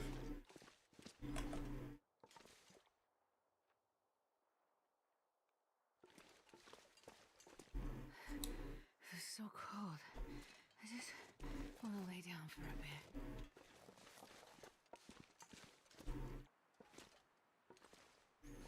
Well, I guess we can go get our arrows.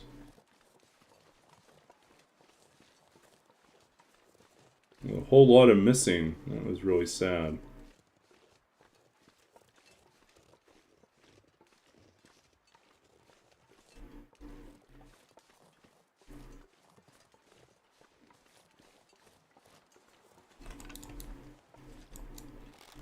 See, we were all really close. Looked good, but not good enough. That was way off.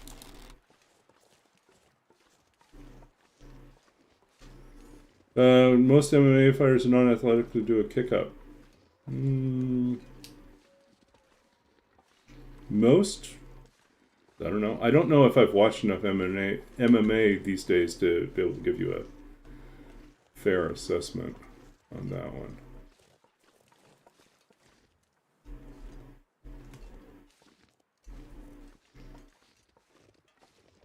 I had a roommate one year who was definitely could have competed. He was cross-trained in multiple martial arts.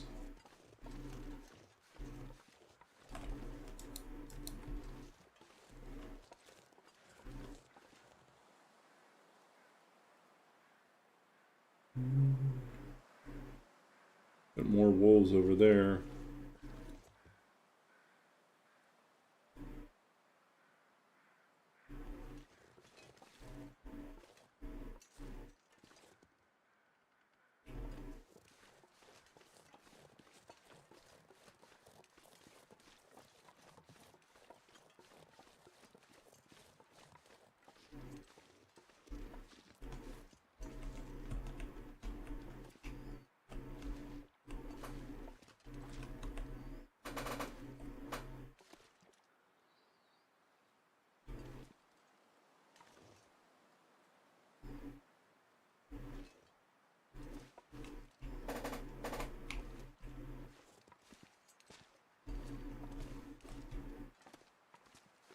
This guy is just doing a big circle. Big annoying circle. And he's head back to his cave. Maybe we should try to cut him off there.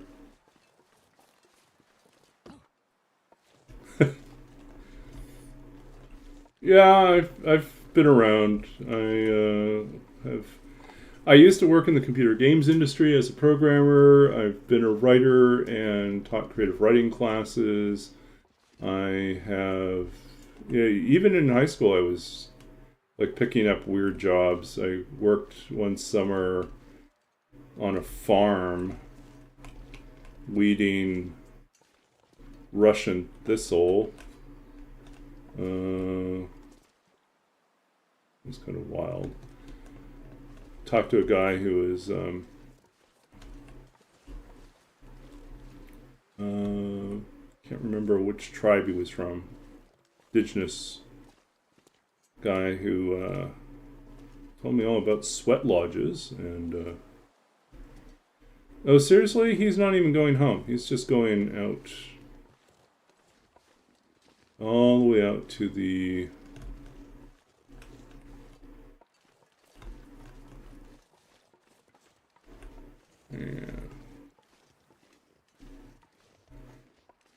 I just want to get a good shot in somewhere. He's worth 25 points. I mean, we could take out the wolves. That would be faster, but yeah. Well, my father was the one that always told me that, like,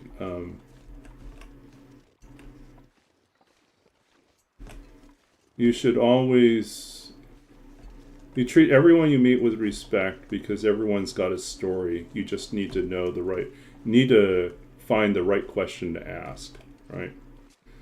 It's like there's lots of interesting people out there.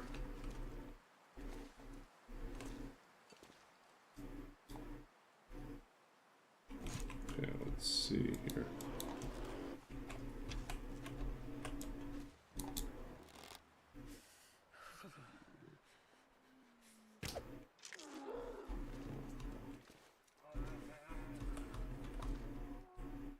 Okay, we got him. He's going to bleed out. So much work.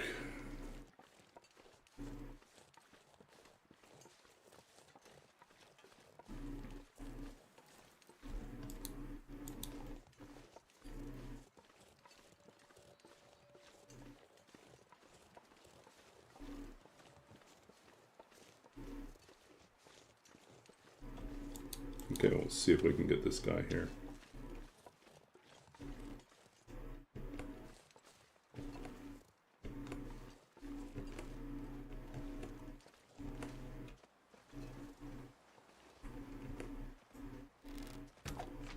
Ah! Curse you for turning at the last possible second.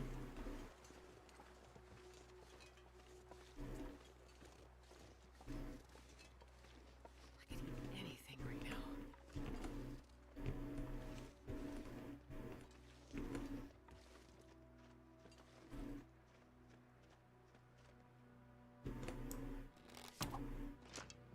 now. Ah! Nah. Ruin my accuracy here. Just keep missing the shots. Went right overhead.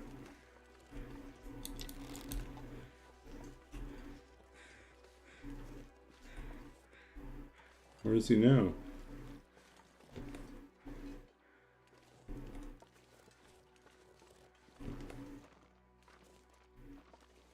Yep.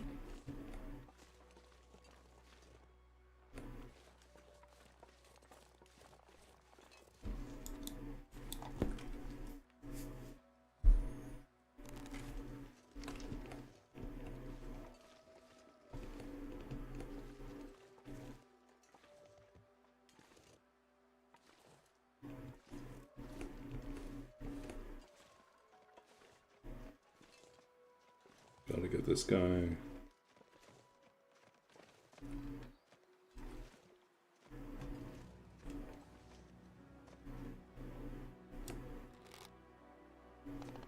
Yeah, I waited too long.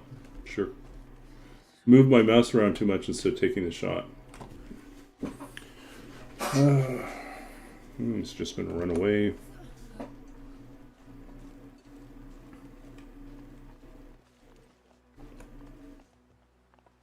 Come on down. Okay, another one shot. Okay.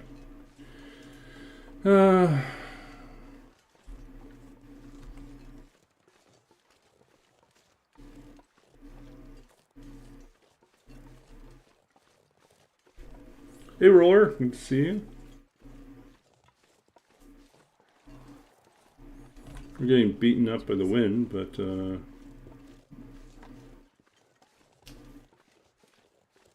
other than that, things are going well. Shot some more wolves.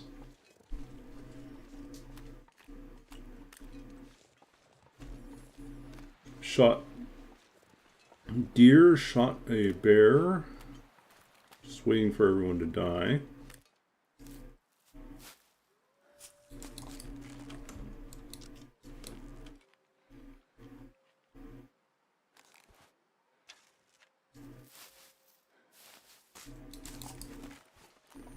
We're also coming down on the very end of this challenge.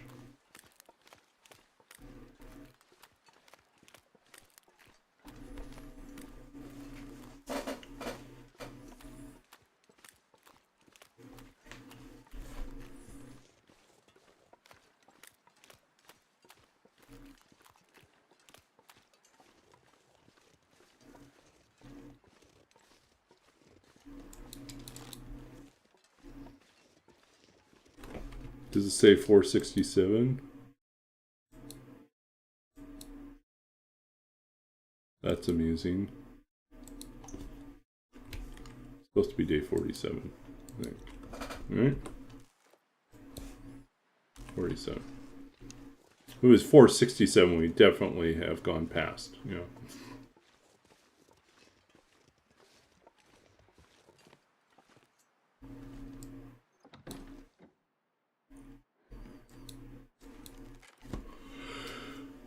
Okay.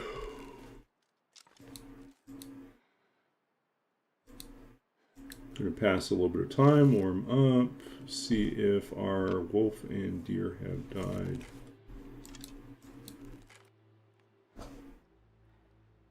Okay, so let's see.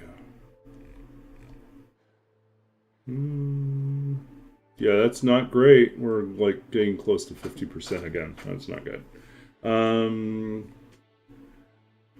Bear has died. Okay. Deer has died. So we now have 5 deer and 6 bears. 5 deer. This is a 15. 6 bears.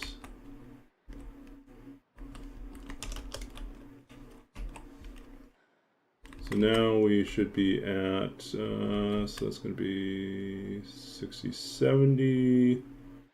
So 170 and 150 is going to give us 320, 321. It's okay. It's not great, but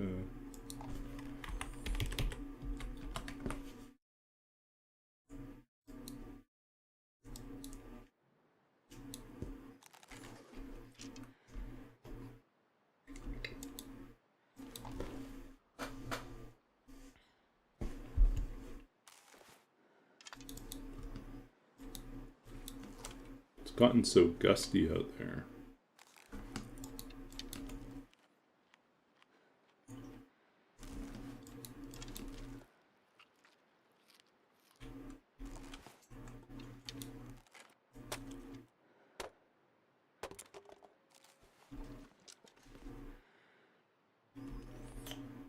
If it wasn't so windy, we'd go out and hunt those wolves that are all camped out right by the bear.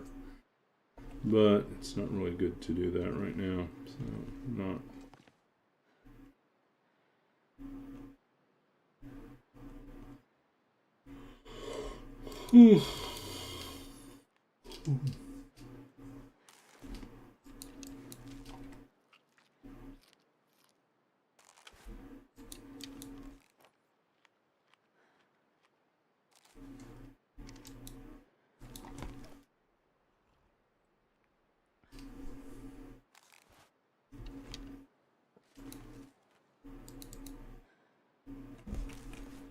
Nobody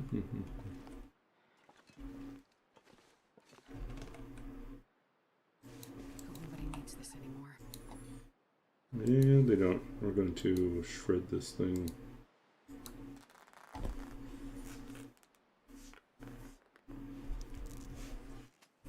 Okay, let's see what we can improve here.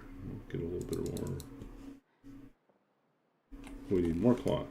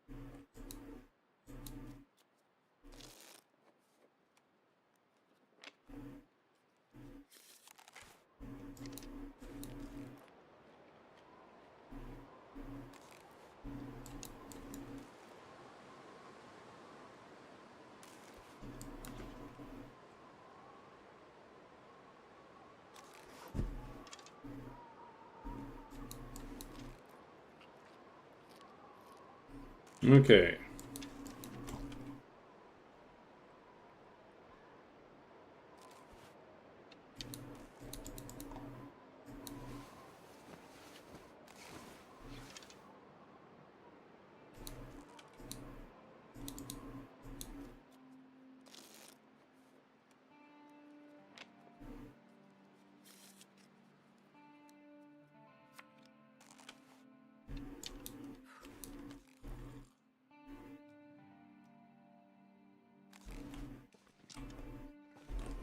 Okay, day 48.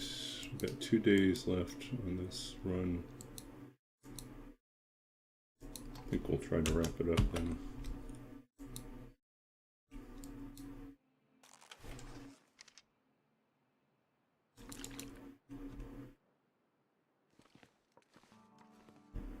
It's gonna be cold out there.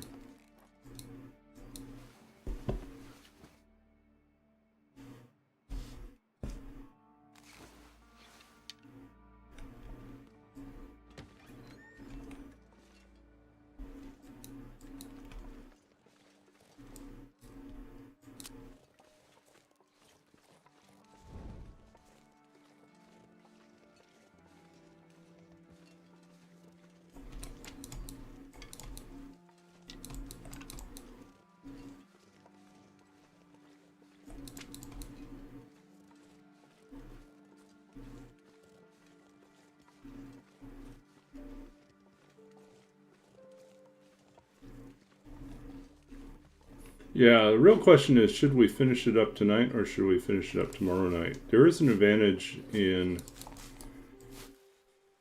not finishing tonight, and then we don't have to worry about what are we doing tomorrow night, because we could have a short stream where we wrap up the challenge and then do something else. Yeah, I think so too. I'm just going to hop over here and shoot a few wolves and then, you know, come back.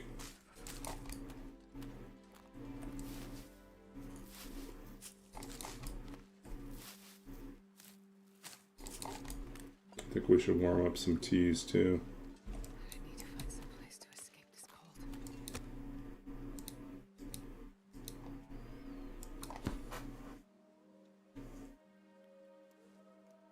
Or I'll run into another cougar. You can hear all those wolves out there. They really want to have a bite of me. Come on, little fire.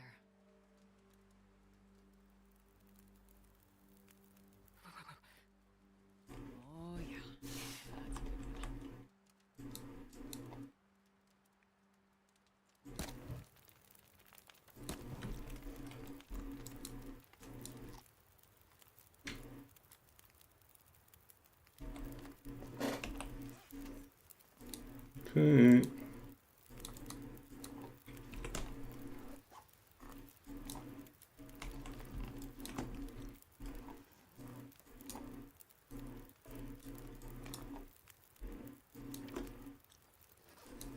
Still too cold. Wow.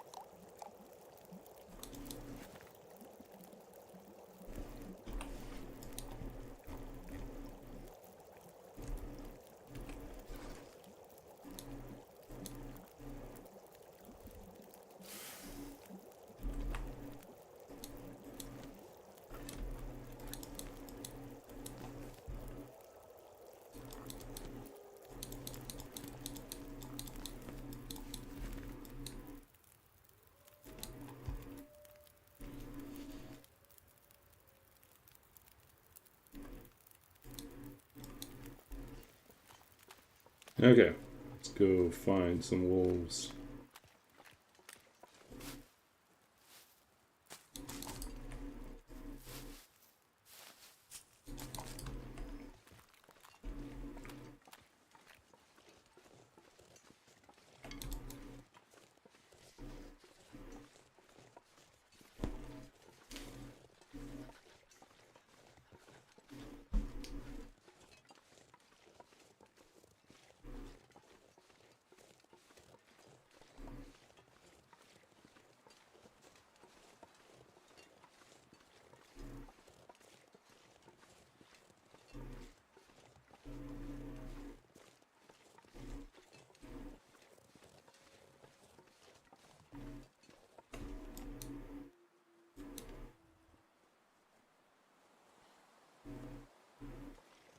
There we go, much warmer.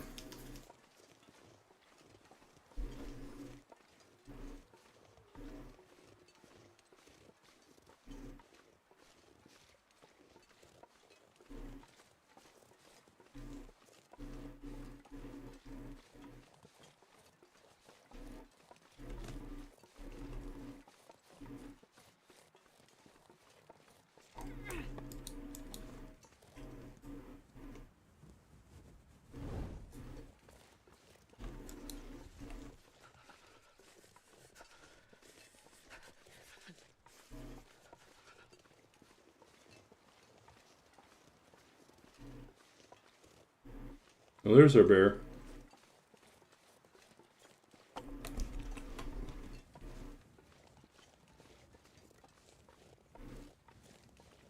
Okay, we got all these wolves down here. Free money. Free points.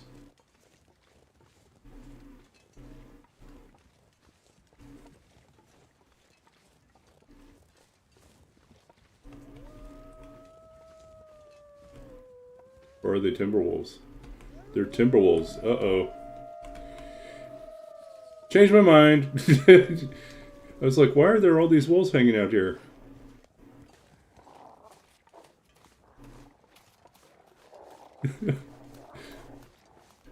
Don't want to lose my run again.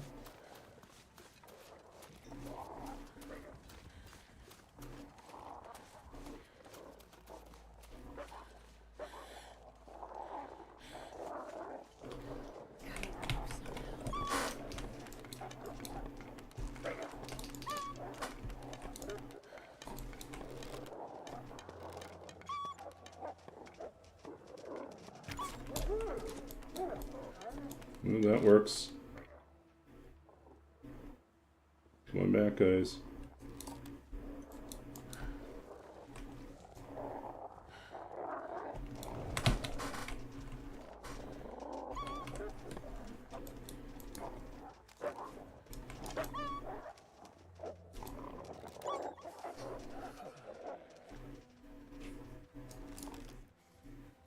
Come on back.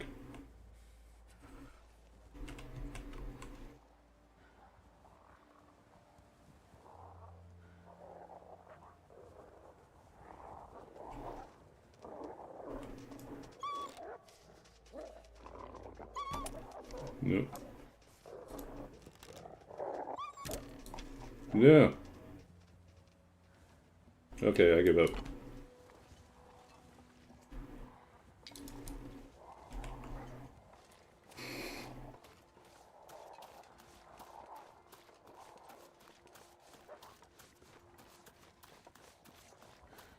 We got one. But you see, there's no...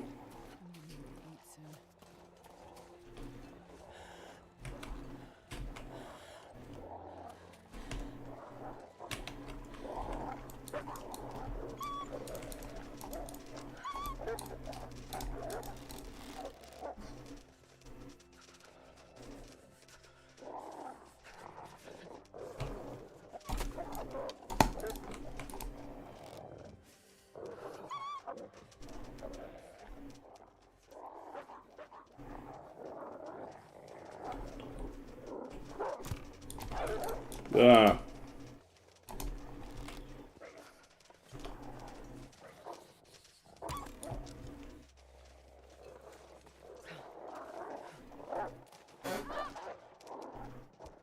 Oh no. Oh no.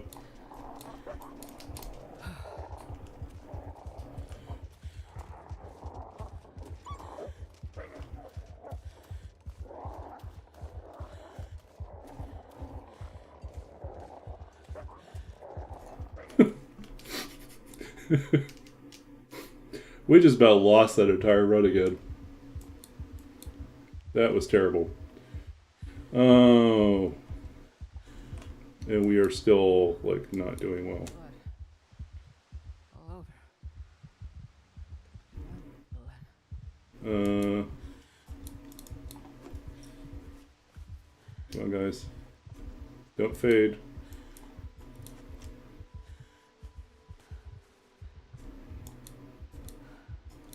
Too many infections, man.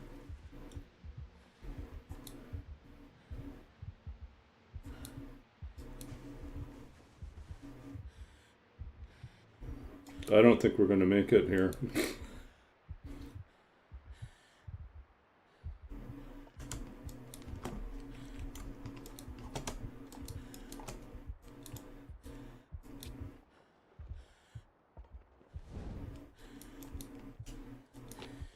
You were saying how I should have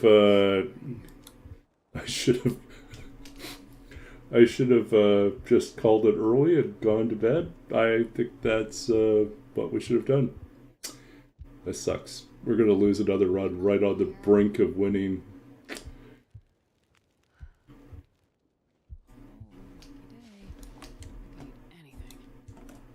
No, no, no, no.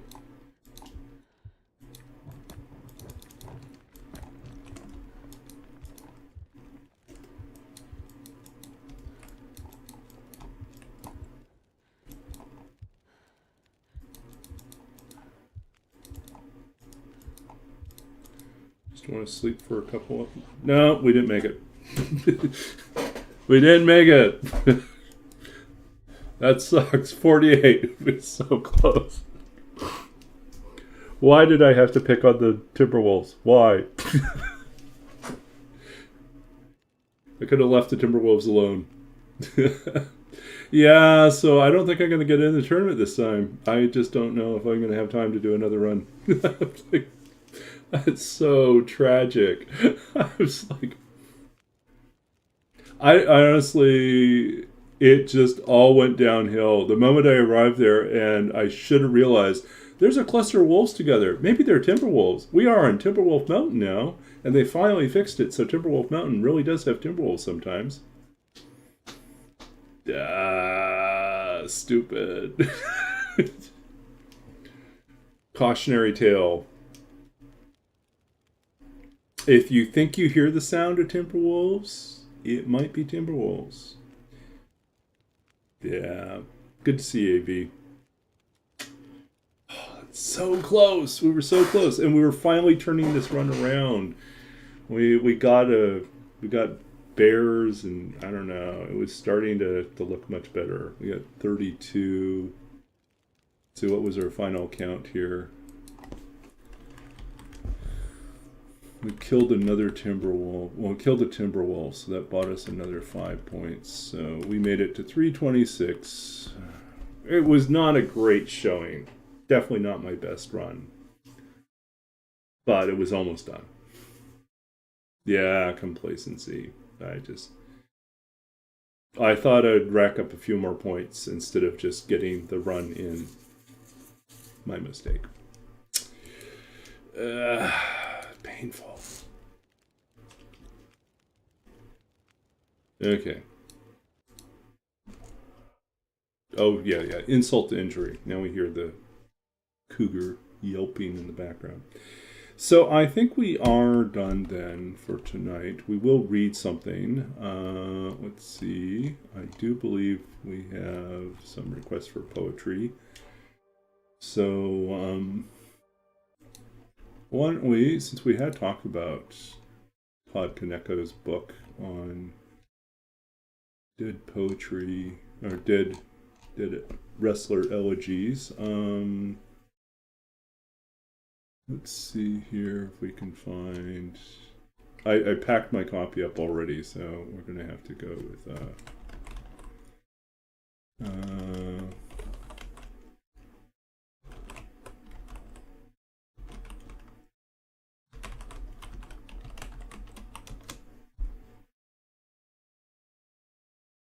Okay, so let's go with...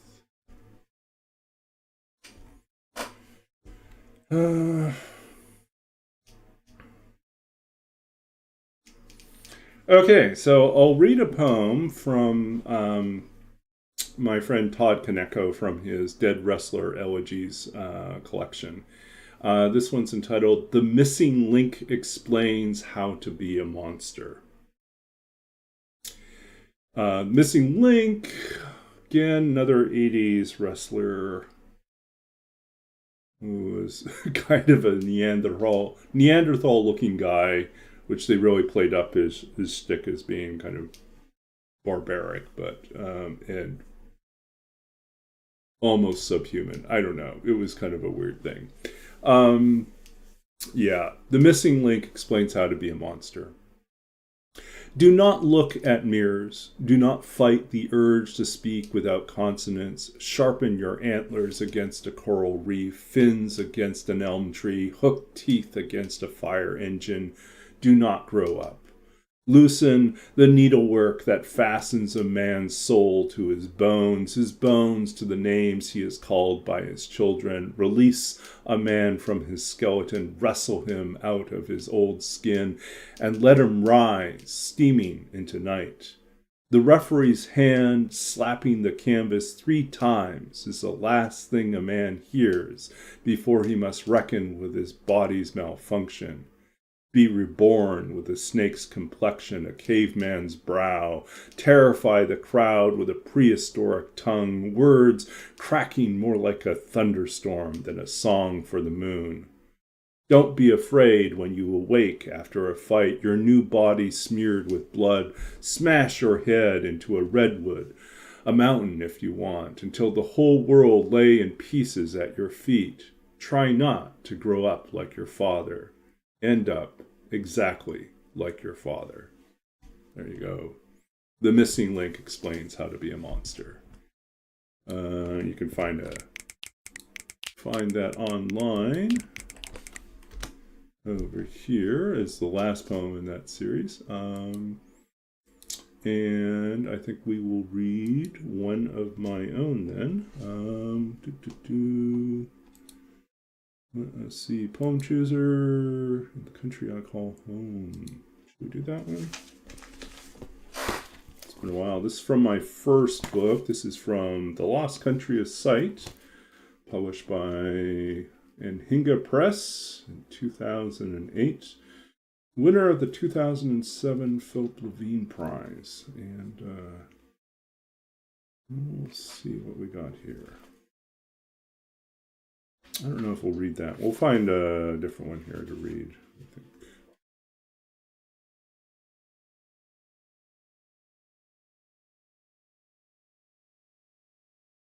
I feel oddly that the one I want to read is going to be this one. Speaking also of other unusual roles, the mortician's bookkeeper. You arrive early to work, clothed in a careful black which you peel off layer by layer, till white-sleeved and tieless you descend into the stacks, crunch numbers until the sun slips out through the back door. When things are slow, you too might slip into a crowd of strangers, fill an otherwise empty room, or watch a casket burn in the brick oven. Sometimes you help the dead dress, comb back a loose hair, close an eye, add color to their drying lips. Some are so light you could lift them with a hand placed under the neck, another arm stretched out to gather the body at the knees, and walk like a mother with a sleepless child in a slow circle by the window light, or the way a man with calloused hands might carry his new bride up a long, dark flight of stairs. So that was The Mortician's Bookkeeper from my first book, Lost Country of Sight. And yeah, I think I've told this story a number of times, but I was inspired by a random conversation I had at a singles mixer, and I sat down next to someone and asked her what she did for work. And she said, I don't really like talking about what I do for work because it freaks most people out. And I said, what do you do? I says, I work at a mortician's office or in a funeral home. I said, really? Says, but I'm the bookkeeper.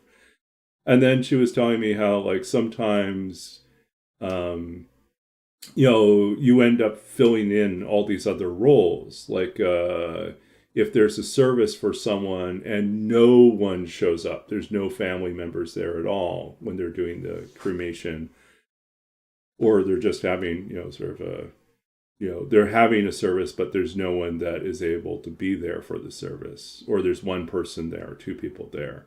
The staff will attend and be there as part of the mourning crowd. And so I thought that was kind of interesting. And then how, I kind of imagine like other ways in which you might find yourself pulled into the world of caring for the dead. And I think when I was writing the poem, I kind of got to that ending, was like, some are so light you could lift them with a hand placed under the neck. Another arm stretched out to gather the body at the knees. And at that moment, I suddenly found like my imagination was running into this new direction where it was like, what does this feel so familiar? Like you, on one hand, you're moving a body from one location to another, but then it is oddly reminiscent of the way that you might lift a sleeping child, or you might lift, or like a groom might lift their bride and carry her, a distance. And so it's like that act of tenderness and intimacy and kindness, that shows up unexpectedly, even if the person being tended to is no more, is gone. So, anyways, that was The Mortician's Bookkeeper. So that's it for us tonight. We're going to find someone to raid. I apologize for the disastrous ending of tonight's stream. It was awful. It was terrible. We picked a fight we should not have picked. That is actually the theme. We have lost two great tournament, or this one not so great, but two tournament runs because I picked a fight on day 47 or 48 that I should not have picked. In this case, I picked a fight with the Timberwolves. I did not need to pick that fight. Granted, I did not realize they were timberwolves until too late, and I did not get out of there fast enough. And I chose to fight them when I should have kept on running, but lots of bad decisions. Okay. It is what it is.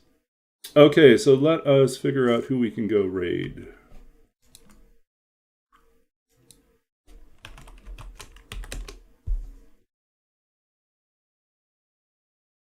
Okay, so looking through our options here.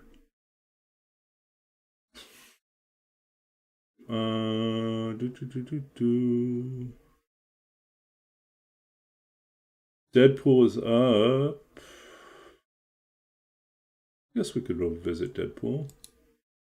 Looks like a quiet night tonight. There's not.